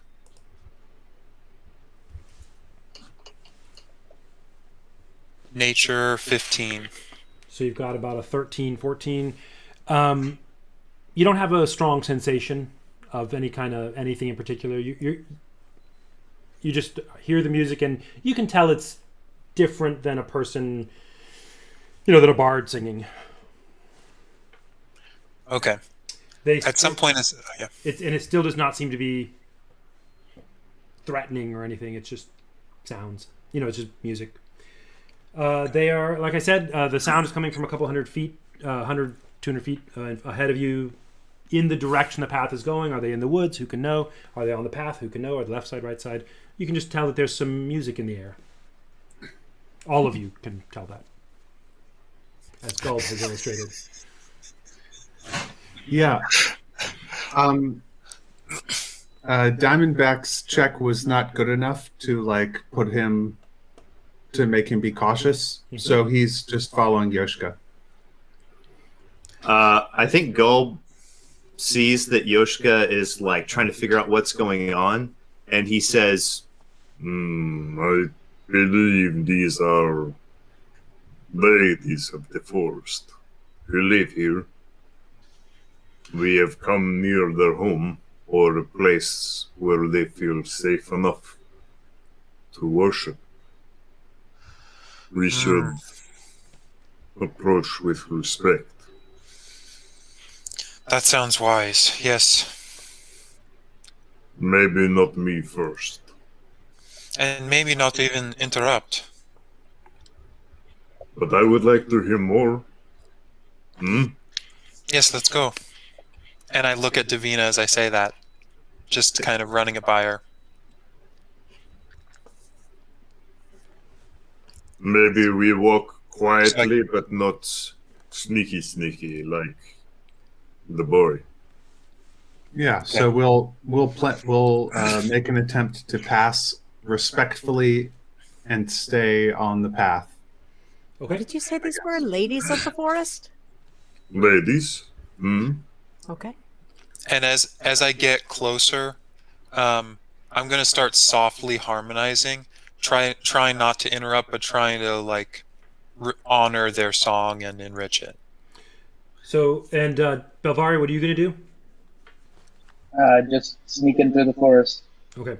So we've got Diamondback, Yoshika, Davina, and Gulb are walking. Tell me if this is correct. I just want to make sure I understand what we're doing. You're walking on the path in a way that's clearly not loud and obnoxious. You're just trying to go through the path, go through the road.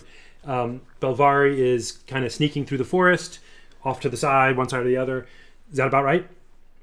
Y'all are being respectful. And Diamondback is generally going to stay behind Gulb. Okay. but if at any point it feels like the music is getting quieter, I think Gulb would probably want to backtrack and figure out which way is. So he's listening with an ear for trying to locate where they are, if at all possible. Sounds good. So y'all walk, and what I'd like for you to do, Belvari, are you sneaking or are you just walking?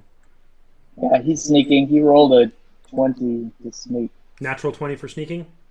No, natural 18. 20? Okay. And I'm going to just give me 1 second here. Sorry, and they... Gotta look at their sheet. Okay. I think Gulb takes out his holy symbol and basically the equivalent of like some rain sticks.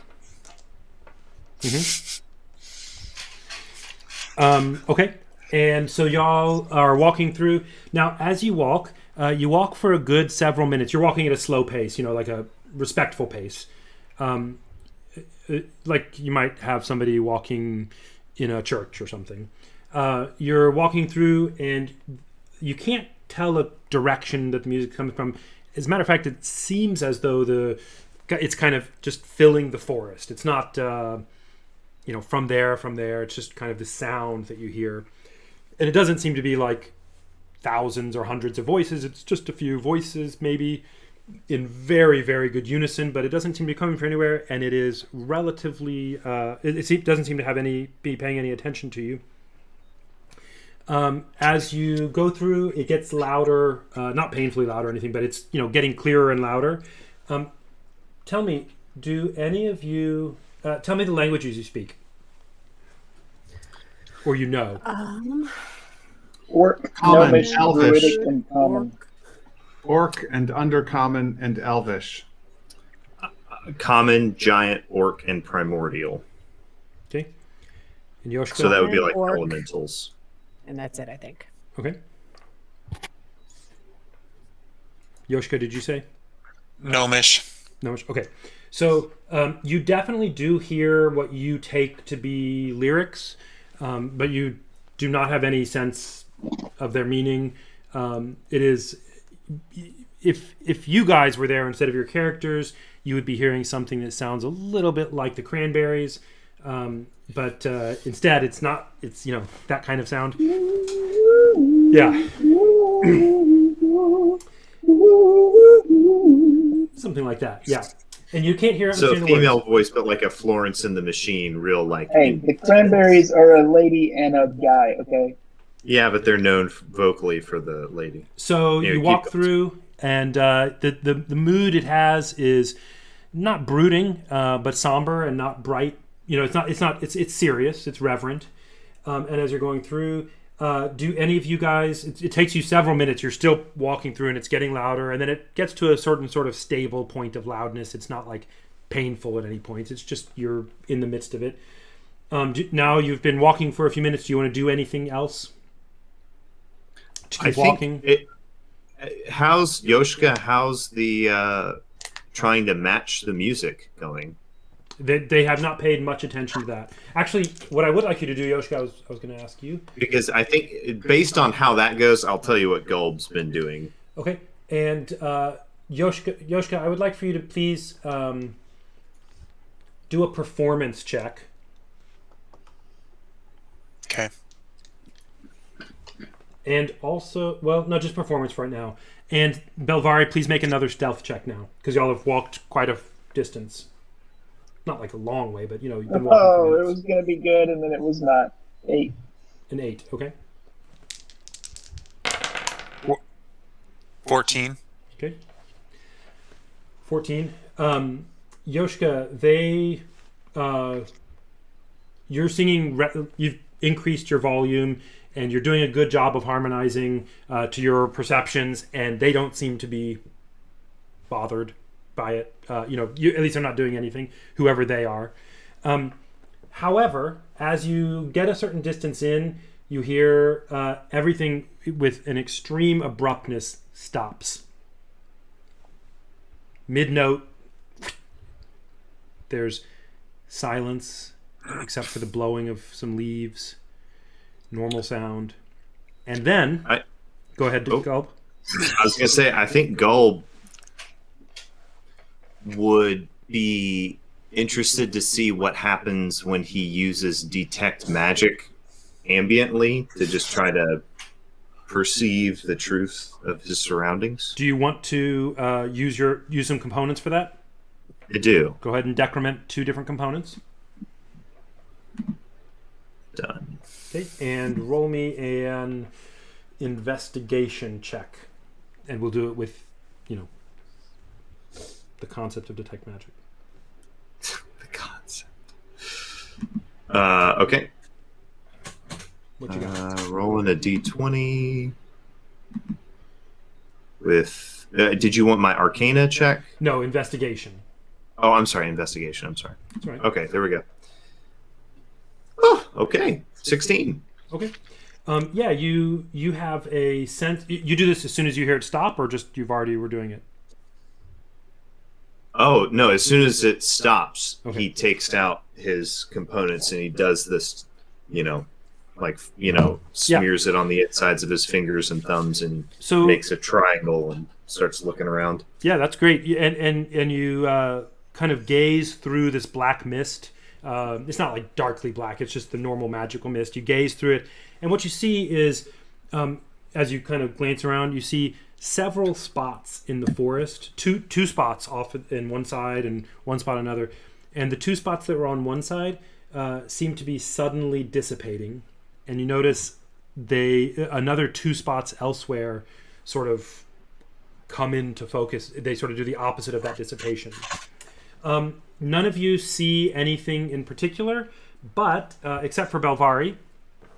Belvari, you are walking through the woods, and you've just been going through the woods, sneaking around very well, by the way.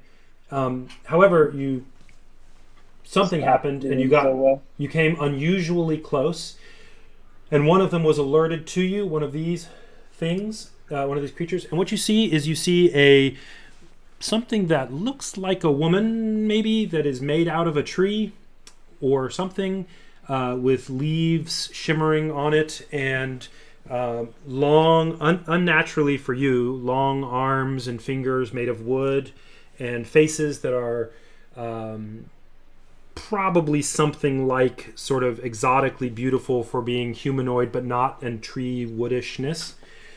And the one of them looks at you. The one that you came near looks at you, and you notice that almost immediately, within a moment, a couple of seconds of that, what you see is from two trees on either side of you and slightly behind you, the trees themselves, like the bark seems to pull forward as these creatures, these women, these ladies in the forest emerge from the trees. They are forming roughly an equilateral triangle around you, and seem somewhat displeased that you are walking through their wood. Is this after the music stops? The music stopped, and then moments later, Belvari And- sees that, but you all don't see that. Can I just interject something that I would do as a reaction to the music suddenly stopping? Tell me. I'm going to use one of my bardic inspirations to weave some magic into the harmonizing I've been doing with them, Mm-hmm. to try to quickly and not draw the song out for a lot longer, but respectfully bring the song to the melody to a tasteful close. Okay.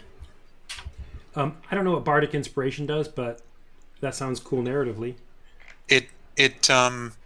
It gives. So this is me taking some liberties. In general, anybody within a 60-foot range who hears me can gain an inspiration die, which is a 1d6. Okay.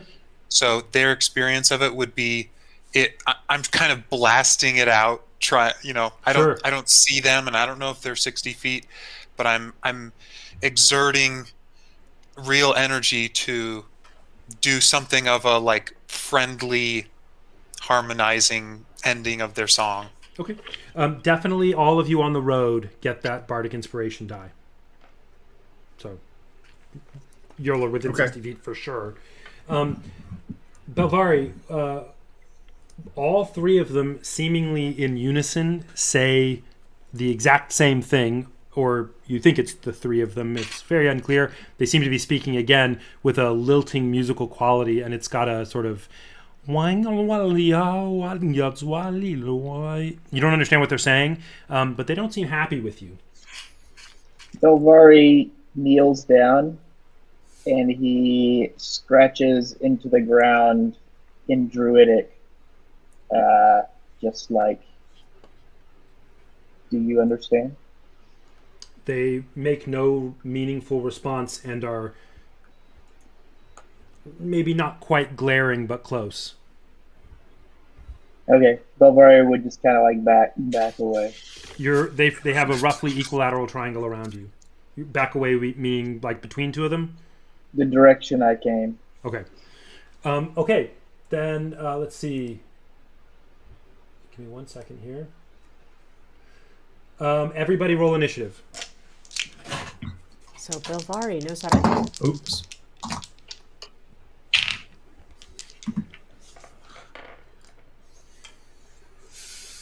Uh, 14.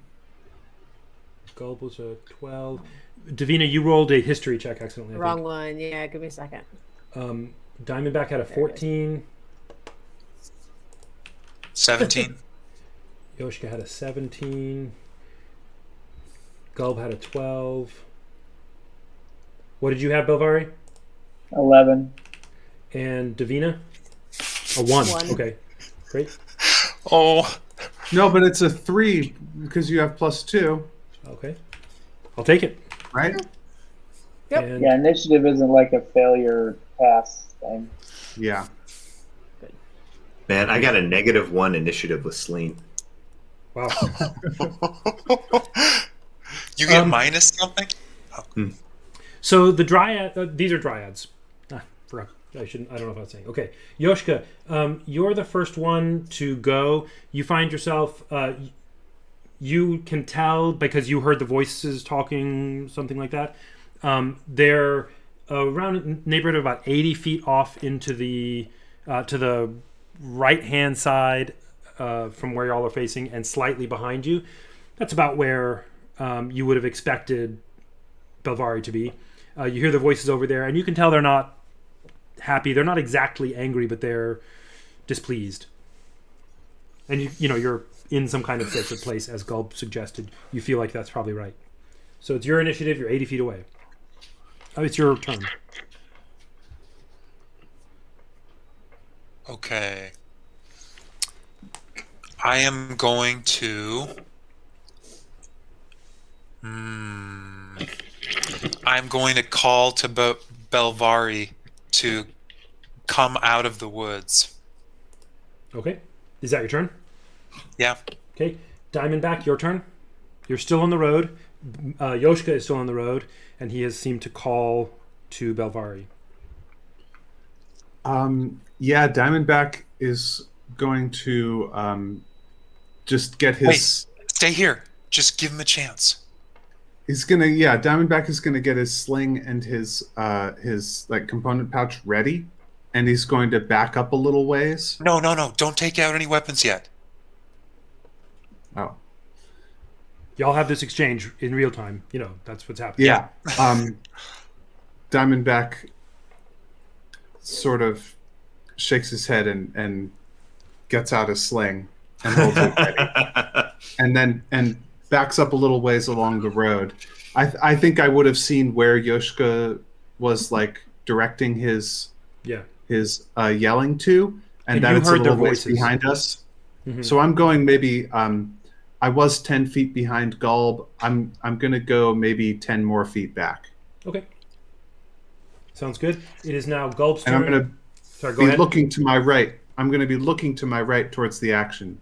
Okay. Gulb, how about you? Okay, so I tried to draw a little diagram here. There were two figures that were on one side of me. They've disappeared. They've moved to another side, and now, presumably looking around, I can see that Belvari is in proximity of some number of these creatures. Are two of the ones that you were talking about that have him triangulated the ones that I saw move? You didn't see creatures. You saw magic dissipate and then reappear. Yeah, It those looked are. like- I mean, Gold's immediate intuition, if they're disappearing and reappearing on different sides of him, that seems like the kind of behavior of something that's Intelligent. trying to be elusive. So he's going to turn and look where those two things are. As he's looking around, does he see Belvari? You don't see Belvari. He's about 80 feet away, but you hear the voice in the direction you would expect Belvari has been traveling. And I hear his voice. No, you hear their voices. Their voices over. They spoke in that something alienish, foreign to you, to all of you, but you could hear them talking. It sounded generally nonplussed. Belvari could see them. They're very close to him, like all of them, each of them is within about 10 feet of him.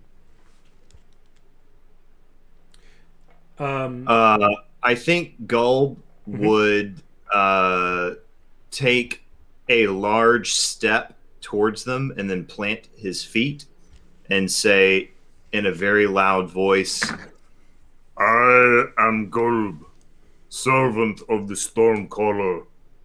Do not bring storm here. Let there be peace. And are you still and on he the says road? this in primordial. Okay.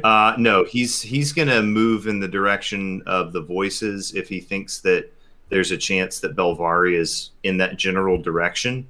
How He's far gonna do you try to move. What's that? How far do I move? Mhm. If they're a good ways away, then he'll probably move his full speed in that direction because he's trying to bring attention to himself away from Belvari. Okay, so 30 feet? So that so they're paying attention to him. Okay. So after he moves 30 feet, does he see anything more? Not yet. You're Not still, yet.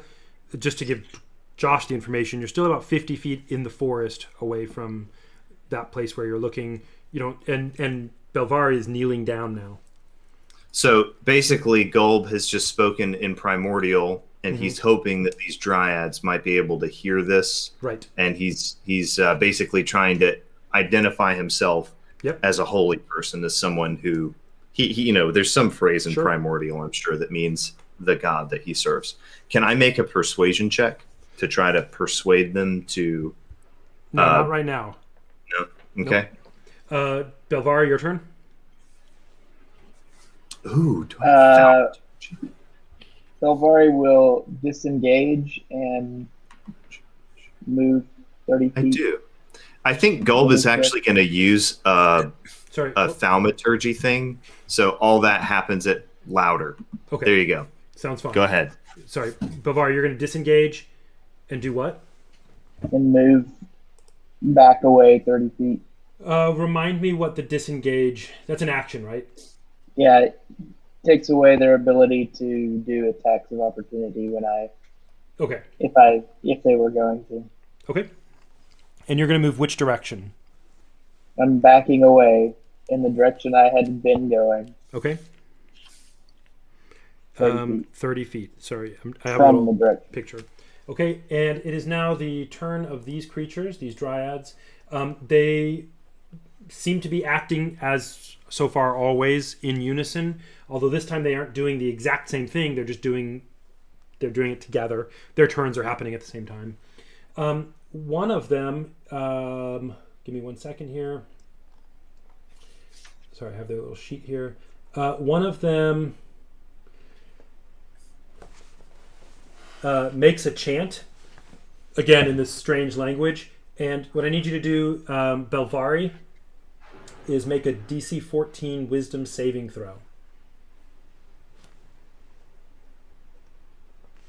15. Okay. You feel yourself drawn in the direction of the one who's chanting, but not. But you sort of resist. And then I need you to make another DC 14 saving throw. Gotcha. What does proficiency mean? Okay, so I don't know. I don't know if proficiency matters for this. Do you have proficiency in wisdom? Yeah. That means that. What says proficiency? My saving throw has the little dot that says proficiency. Saving throw. Right. Each class gives On D&D proficiency Beyond, that it adds that in for you already. Okay, so it's just some bonus. Mm-hmm. Yeah. Gotcha.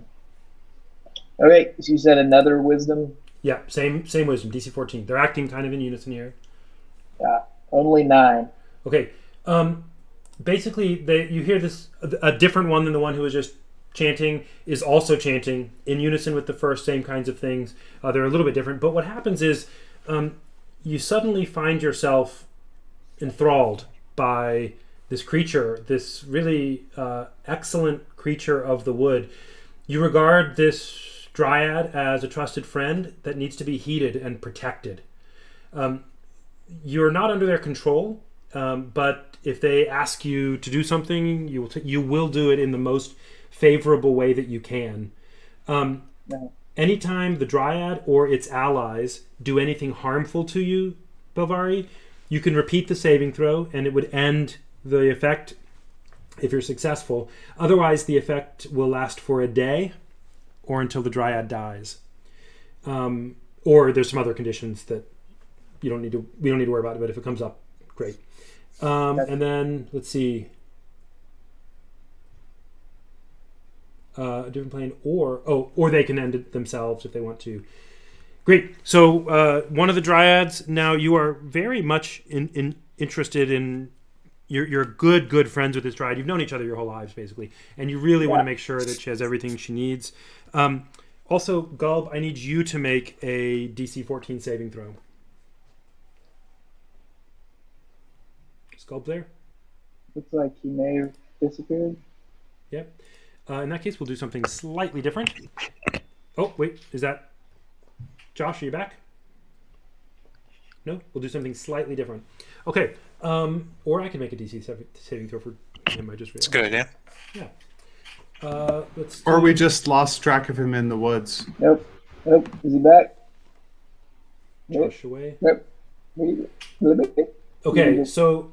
Oh, there he is. Yeah, he's here, but he's muted. Sorry about that. Yeah, no problem. My apologies. Yeah, no problem. Actually, what I want you to do... sorry, there is a... Here it is.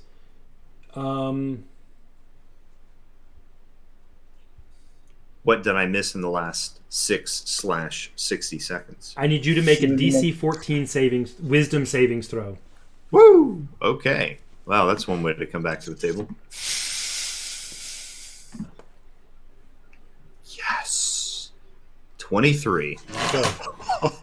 Gulb, what you see is one of the Dryads looks at you and says this chant that you just heard the other two chanting.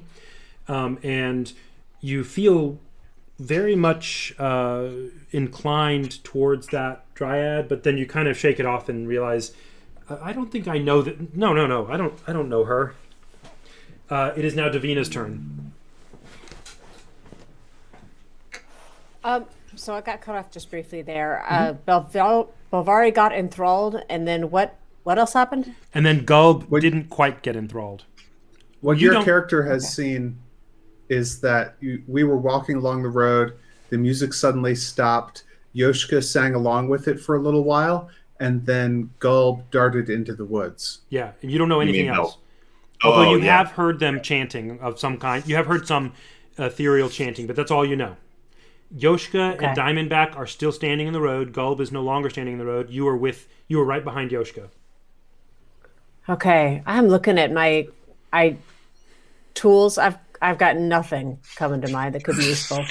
But I think Delvina would just walk toward Belvari as best she could. How far? So I'd get, 6 seconds worth of walking. Your walking speed is 30 feet, so you would just go 30 feet? Mm-hmm. Okay. My intention is if I can be with Belvari, maybe I can help. Yep. It's probably out of ignorance. I probably can't actually help, but that's what you would do. You find yourself nearish to Gulb. You see him there. That's about where he was. Okay, it is now Diamondback's turn. It is now Yoshka's turn. Listen, we need to leave. Come back to the path. Belvari, catch up when you can. Come. And I start going down the path. We have interrupted. We have intruded. We need to go away. Belvari, he will be fine. And what speed are you going down the path? Are you going quickly, running, walking at a nice pace? So do you go 30 feet, 60 feet? What do you do? I am going, at this point, at a probably half speed. Because I'm mostly trying to get them to... So you go 15 feet. Yeah. Sounds good. It is Diamondback. What are you going to do? You are now 35 feet from Yoshka. He has started traveling down the path further. You are 30 feet from Gulb and Davina, who have disappeared into the woods. 30 feet's pretty close to. You can probably see them in the woods, but you don't see anything else. Diamondback says to Yoshka,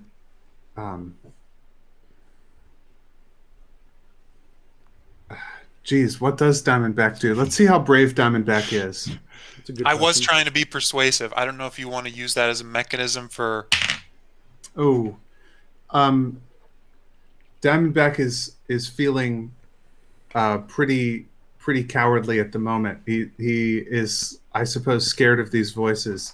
So um he he backs up a little ways further, thinking along the trail away from Yoshka, aiming to stay on the road, but to be as close as possible to where I thought Belvari would be. So like draw a right angle from Belvari to the road, and that's where Diamondback is trying to put himself. But then he's going to yell to his friends, "Friends, this is dangerous magic. Come back to the road." And that's all.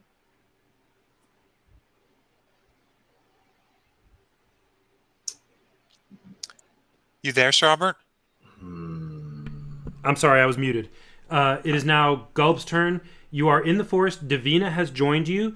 You heard the chanting. You are looking into the woods, but you do not see any people.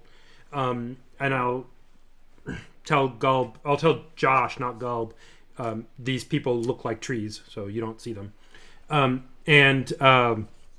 But you could tell that you were really, your heart kind of was pulling towards one of them. It didn't feel like it didn't make you angry or anything. Well, I don't know. You could say if it made you angry, but it was persuasive, but it wasn't persuasive enough. You didn't feel like, oh yeah, I love these guys. You just kind of were like, wow, that was interesting. I'll let you do an Arcana check if you want to tell if it was a spell or not. Okay. Or you can just react. Wait, so I can make an Arcana check to try to identify the spell, you said? No, I'm sorry. I'll let you do a nature check to see if you can tell that it was a spell. Does having detect magic actively on when this happens to me affect anything? No, it's very magical. Oh. Okay. All right. So, I think Gulb is going to use Thaumaturgy one more time. Mm-hmm. And let me mark that off. And he is going to shout, Boy, we are leaving this place. Leave by whatever direction you may, but we are leaving here. And then he, I think, just turns and just walks back towards and kind of maybe grabs Davina by the arm and just kind of like her move speed is his speed now because he's just kind of side hugging her and her feet are just kind of like floating a couple inches off the ground. So, Davina, are you going to resist that at all? It's not your turn yet. I'll let you go 15 feet, half your moving speed, dragging someone whose turn it isn't. I have the orc thing that lets me act like I'm a large creature. So basically, I get to act like I'm Andre the Giant, just kind of like, hello, lady. Okay. Just kind of holding her. Is that fair? Like, because I have this rule in my racial build that allows me to like practically double my capacities and functionally how my strength acts in terms of my size and stuff. I'll tell you what I'll let you do. It's not quite as far, but you can get not the direction you came. I'll let you go towards where Diamondback is, but not towards where you came from, and make it to the road. Okay. Does that sound good? So you can you'll be on the road with Davina and Diamondback. You are 35 feet from Yoshka, who is further down the road and heading away. Okay, good. And you have no idea where Belvari is. Does that sound good? That sounds good. Okay. We are withdrawing from the area. Full retreat. Belvari, your turn. You are enchanted. But I don't have any orders from my enchantress. That's right. Not any You specific did hear orders yet. You did hear Diamondback asking you to do something, and he is also your friend. You're only enchanted in that they're your friends and you'll do what they say, and they haven't told you to do anything. That's true. So why don't you do what Diamondback says, who's also your friend? What do you think Belvari would do in this situation? Belvari. Remember that wants- this one creature you totally trust. Yeah. But Sorry, all it's a I trusted know friend that needs about- to be heeded and protected.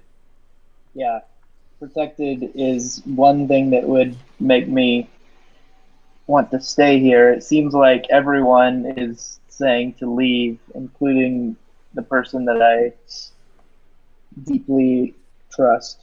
Okay.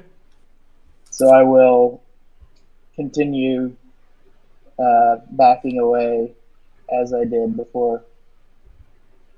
Okay. And so you're continuing backwards the way you came from, not towards Yeah. Gulb? Right. Yeah, I'm trying to unoffend these people that Uh-huh. are my new friends, Okay. Sounds good. And you're doing it. including by putting my feet like in the same spots and everything. Do a performance check for me. And I'm going to have them do. Let's see. A resist entertainment check. That's right. You've been hit by a smooth criminal. I'm going to have them do a charisma. You ever seen a Saving wolf throw. do the moonwalk? Something to see. Belvari, please do your performance check. 17. 17. And these guys, give me 1 second. Charisma, there it is. All right. You know what? I have to re-roll that because I need to give particular which one it is matters. If there is one that responds. Let's do this guy first. Okay, and let's do this guy next. And let's do this guy last. Okay, great. Okay,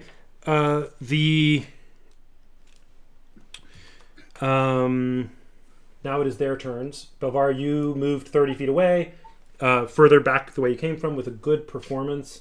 That's gonna be the one that you see, Belvari. Sorry, the one that your trusted friend, as it were. She. Sorry, I have. They have this one ability. Give me a sec. I have to. At once. Okay. What you see is your friend. I'll just call her your friend for now to distinguish. Your friend, who has seemed to step out of the bark on a tree, appears to fall backwards into the tree again. The bark of her surface seeming to become the bark of the surface of the tree, and continues to fall backwards out of a tree right next to you, and speaks to you in a voice that you don't understand, and beckons to you with long, spindly fingers towards the east. You have been going roughly southwestish. She's beckoning towards you to follow her towards the east as she moves 30-ish feet that way, towards the east, which is away from the road. The road is to your west. You've been moving south. The other two are not super concerned with you. They seem to have enjoyed they seem to have appreciated what you were doing.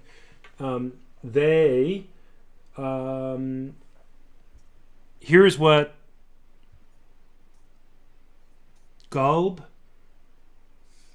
Diamondback, and Davina see.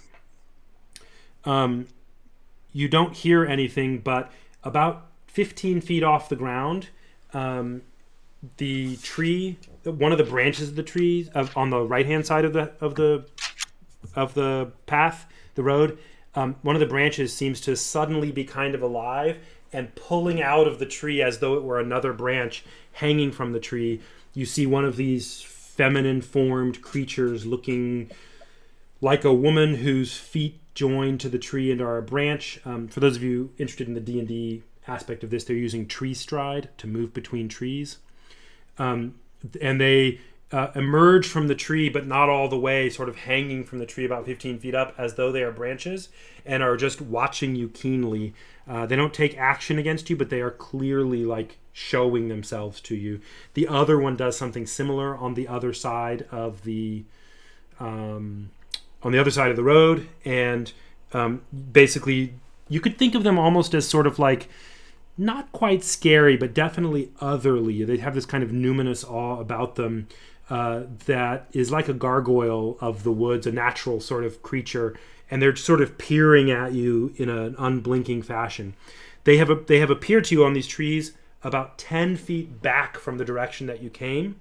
The most natural thing for you to do would be to continue following Yoshka out of this area to the north.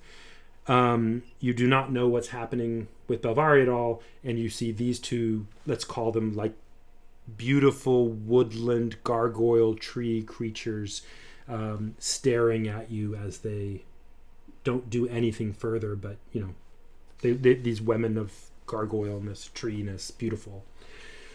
Davina, it is now your turn. You have been picked up and carried-ish, in a sort of dance-like way where he's firmly leading you to the road.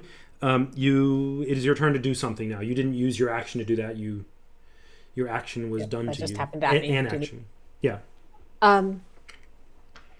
So, since we don't know how to get Belvari back, but it looks like he's being drawn in the opposite direction. Mm-hmm. And you don't know that. Oh. All you saw was you got taken to the road, and then these two creatures came out of the trees to watch. Okay, and I know that Belvari hasn't joined us yet. That's true. I want our friend back, so I want to figure out how to appease them. Is there something we can give them? Can we? I have lots of flowers in my stash. Can I bury the flowers at the foot of one of their trees as like some kind of nutrient offering of beauty to recruit these two to persuade the one to release our friend? What do I know? Give it a whirl. Okay. I once offered Tom Cruise a shot of wheatgrass. He later said he largely attributed it to his youthful looks. Davina. The wheatgrass. Yeah. Aaron Joy, yeah. Davina, either way, do you know what you're going to offer? I've got how about all of the roots, barks, flowers of the pointy flower persimmon tree, the roots and the flowers of the grimwood chokeberry tree, maybe all but one of each of those. And do you lay them in the road, or what do you do? The two trees that have the two dryads, I scoop away a little dirt right at the base of the trunk, and I put them in the dirt, and then I cover them over with dirt. And then you stay standing next to one of the trees, or you go back to the road, or what? I'm sorry? And then you stay standing next to one of the trees, or you go back to the road, or what? And then they're one on each side of the road, right? Is that... So I'm like in between them. So bury one, bury the other, go back to the road, and then talk at both of them and implore them. We need our friend. Please release our friend. Please let him come with us. We're sorry we interrupted your beautiful singing. Roll me a performance check. Okay.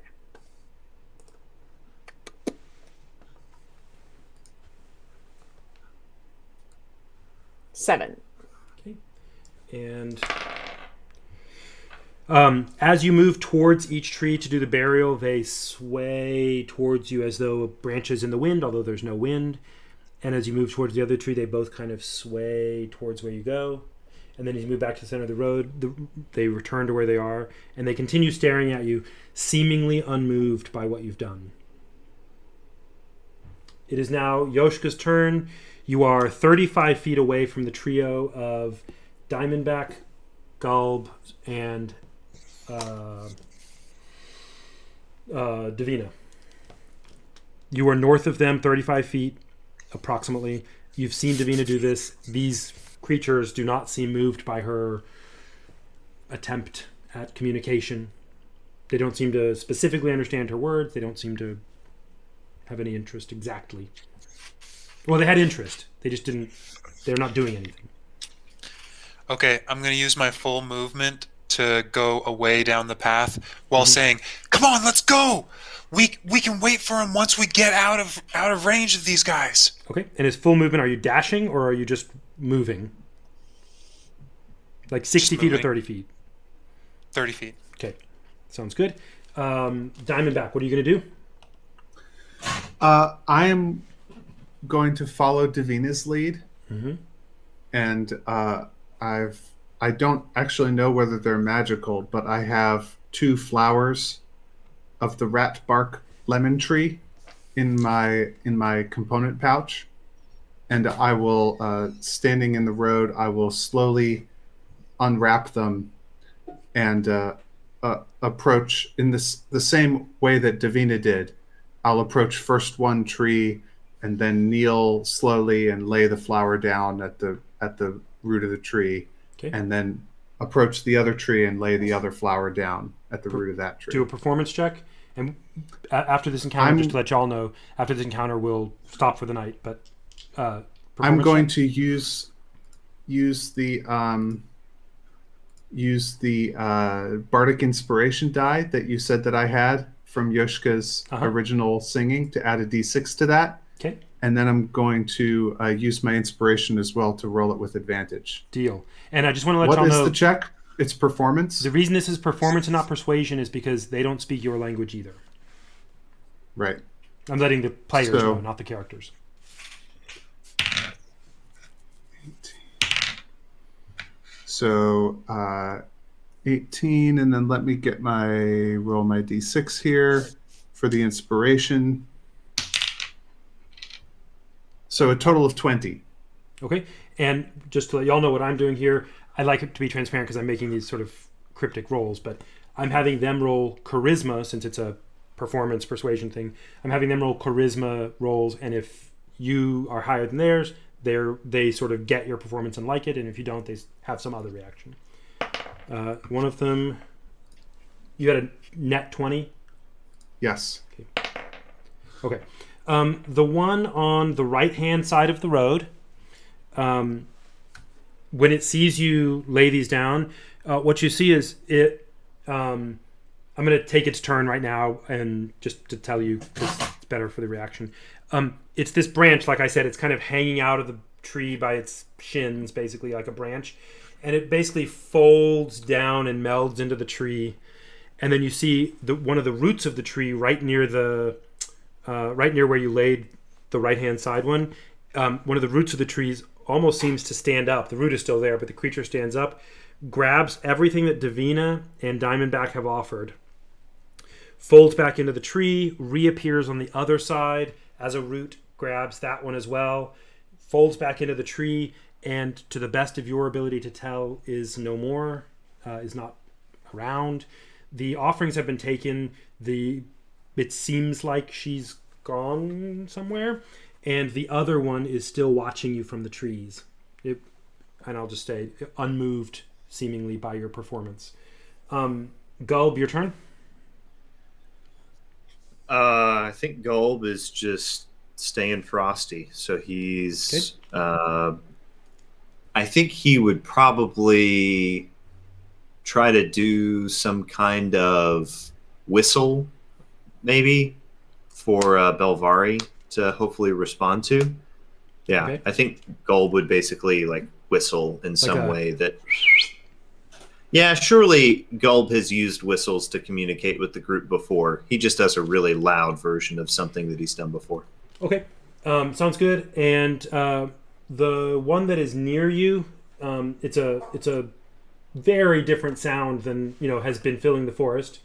The one that is near you appears startled, like just surprised at the sort of shrillness, the presence of that, and sort of disappears into the tree, or not disappears into it, but kind of emerges from it a slightly different way, as though anchored to it with all limbs, and makes a bit of a chant.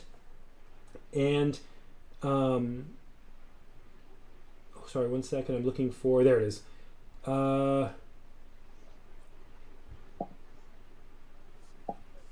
What you see in the road is, as she chants, a collection of sprouts begins emerging from the road all around Gulb, Davina, and Diamondback. There are basically little shrubs and vines and everything coming up all around you in about a 20-foot square around Gulb, but which is where you guys are. Everybody make a strength saving throw, which is against what?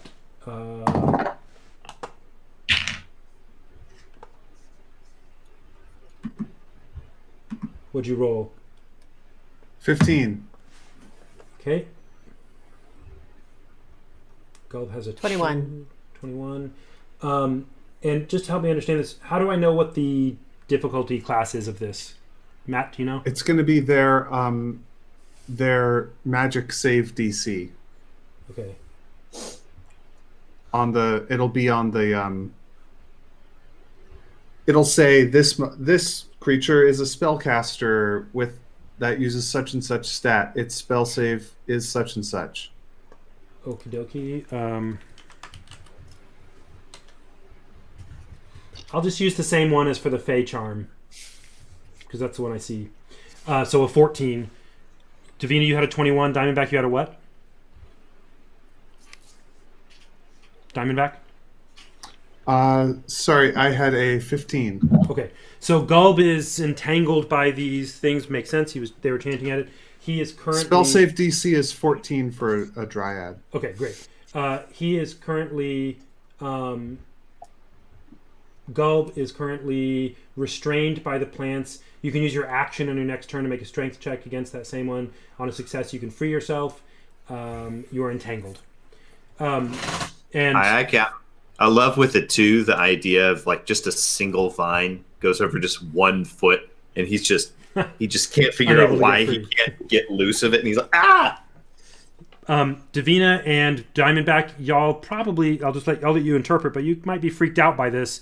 He made that shrill whistle, and suddenly the whole road, which is a deadish thing, right, sprouted with life and has consumed Gulb and wrapped all around him, and he's unable to move, and he's a big, strong guy. It is now Belvari's turn. Belvari, you've been beckoned by this trusted creature into the woods. Yeah, I follow her. Okay. And she continues moving and beckoning you the same basic way into the same direction. That is her turn. All three of them have had their turn now. Yoshka, it's back to you. We'll wrap up soon. Depending on what happens, we might have to just suspend action until next week. So I'm pretty far away. I saw these vines, I guess. I'm still kind of facing them, calling them, but You're 60 feet away. So you're like as far, half the distance from your house to my house, looking down the road. I see the vines come up and grab Gulb, and then also they're coming up and for Diamondback and Davina. Yeah, 20-foot square around Gulb. But Diamondback and Davina do not seem to be entangled.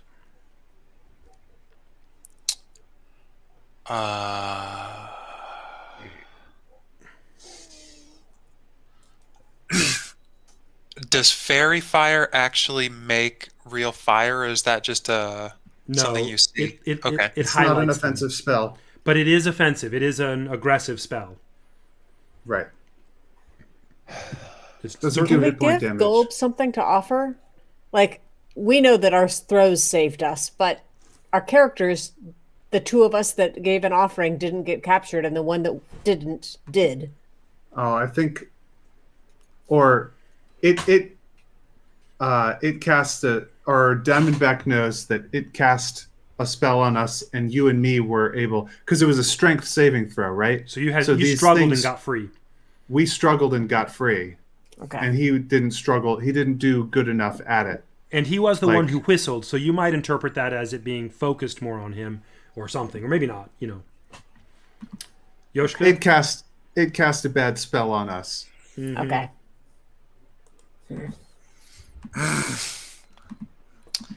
Okay, I am going to...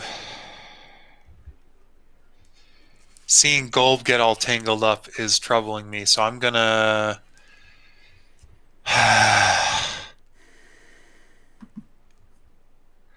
Dash back here, Rush. man, and I think I'm gonna and rush hit it. back towards them. Okay, you'll get to within about Try to help him out. you'll be about 30 feet from them if you run all the way back because you've gone several times 30 feet. So if Okay. you do your full 60 feet, you're about 30 feet away from them, which is close. You can do magic and stuff. Diamondback, your turn. Yoshika's now dashing towards you, south down the road towards you. Gulb is entangled. You've just managed not to be entangled. You are currently in rough terrain or whatever it's called. Can any I fire things? can I reach the dryad that is within view and which casts the spell with my regular movement? Yes, but I think D&D would say yes. The tree is only about 10, 15 feet away from you, but she's up the tree about 10 feet. I mean, she's like, remember I said she was like a branch? Ah, okay. So she's up in the air somewhat. Yeah, 10, 15 feet. She's Okay. within sling range, she's within magic missile range, or if you wanted to be aggressive, but you couldn't like grab her easily. Right. So, yeah, she's gonna get a magic missile. Let me see here. Let me see what the range is. This is an interesting scenario, man.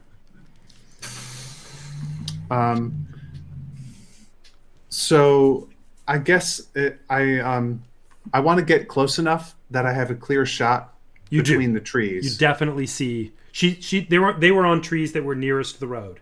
Like they're watching you. They were like acting like gargoyles. So okay, in that case, I want to back up along the road until I get to the edge of where I have a clear shot. okay, magic missile goes pretty far. You can get about to where Yoshika is. And you'll only be about 30, 40 feet from the dryad. I will back up and put Yoshika between me and the dryad after I shoot the dryad with magic missile. Go for it. So I'm going to rub together one blood of the silky-backed cardinal and also use up one claw of the black-winged bat. Okay. To produce a magic missile spell versus this opponent. I don't even have to roll for this. I create 3 glowing darts of magical force. All 3 of them are going to hit. And here comes some d4s of force damage to the target. That's going to be a 2. And then another 2. And then, wow, I just rolled 3 ones in a row for 6 points of damage versus this dryad. All right. That's not nothing. Okay. The dryad shrieks and turns her head like an owl or possum or animatronic and just looks directly at Diamondback. Diamondback says to Yoshika, "We're going to have to kill these things, man." No, let's get Gulb and get out of here. We are trespassers. It is now late. Let's finish this round out. Actually, you know what? Let's stop here. It's 10:30. Good cliffhanger. Yeah. So that's where we'll end this episode. This Aaron, strange, you have the heart of a diplomat, and it's admirable. This strange encounter has started out as who knows what it started out as, who knows what it became, and it has now become combat. We will see how they respond, but the dryad that Diamondback just shot seems to know that it was Diamondback and seems to be displeased at having been wounded. So, hey man, it tried to get us with a spell. It's about to get got. It did. This is like a good episode of Anthony Bourdain, Parts Unknown. You got food, violence, a very real threat of danger. Good place to stop. Man, I wish I'd realized round 1 that I had the components for comprehend languages. Hey, That would have been useful. whatever components you laid down, take them out of your inventory. Those numbers. Make sure you. They're gone. Make sure you. Okay. So, everybody, thanks for listening. You can get more details about the world and the story we're telling at the starfallcollective.com. I'm going to let you guys know, and we can hear it on the stream. I might include it, that I'm not going to give you experience for this encounter this time because it's not finished. But, you know, it's not out of neglect. It is because we just didn't finish. So, okie dokie. You don't know how much of their XP we've drained from them. Do I get experience for capturing a turtle? Yeah, I'll give you experience for catching a turtle. I will give you 10 experience for that because it was a cool turtle. Nice. Do I get any experience points for my Passover inviting the youngest person at the table to participate in the ceremony of cooking? That was awesome. You know what? I actually was thought that cool. was great. I would definitely give you 10 experience and an inspiration because it was a really good way of including them into the lore that you and I have talked about. Mm. Hey guys, what do you mean when you say giving an inspiration? What is that? On your D&D Beyond, up near the top, there's a symbol that looks like a little sunshine, kind of.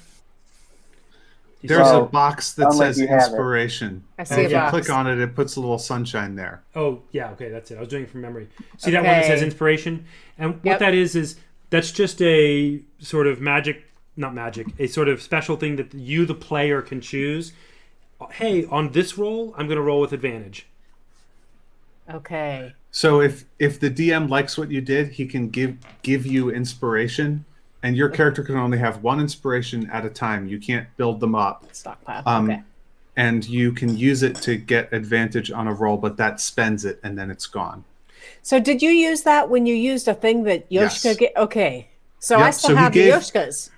He gave me inspiration for eating the berry. That's bard then inspiration. Got it. Oh, right. So bardic inspiration That's is different. completely different. Okay. And then I gave Completely him different inspiration to play, like D&D, basically DM inspiration. He used both of those, and if he hadn't, the other dryad would not have responded the way they did. That's what put the points high enough, and they would have still ignored his as well. Who knows how things would have gone? But you got rid of the one dryad in that encounter. She fell for it's the wrong word, but you know what I'm saying. Was appeased. Yeah, and took the componentry. So there we go. And hey, I'll just let y'all know, inspiration. The reason I give out inspiration is because you do things that are especially in character and may or may not necessarily be in your interest as a player, but they are what the character really does, and in a way that I feel like really enriched the story and the drama and made it really good. So I just give it as like hey, great job with this. That's more or less what it's for. Okay. Okay, we'll pick up next week with Diamondback's 3 magic missiles, as they say, as the kids these days say, plunging into the bits and pieces of this dryad, and we will find out if she minds or not. Good. Thanks, guys. This was a weird, fun episode. It was. She should have took the flowers. Yeah, I mean, Tried to give her flowers. Yeah, you did. Absolutely. All right.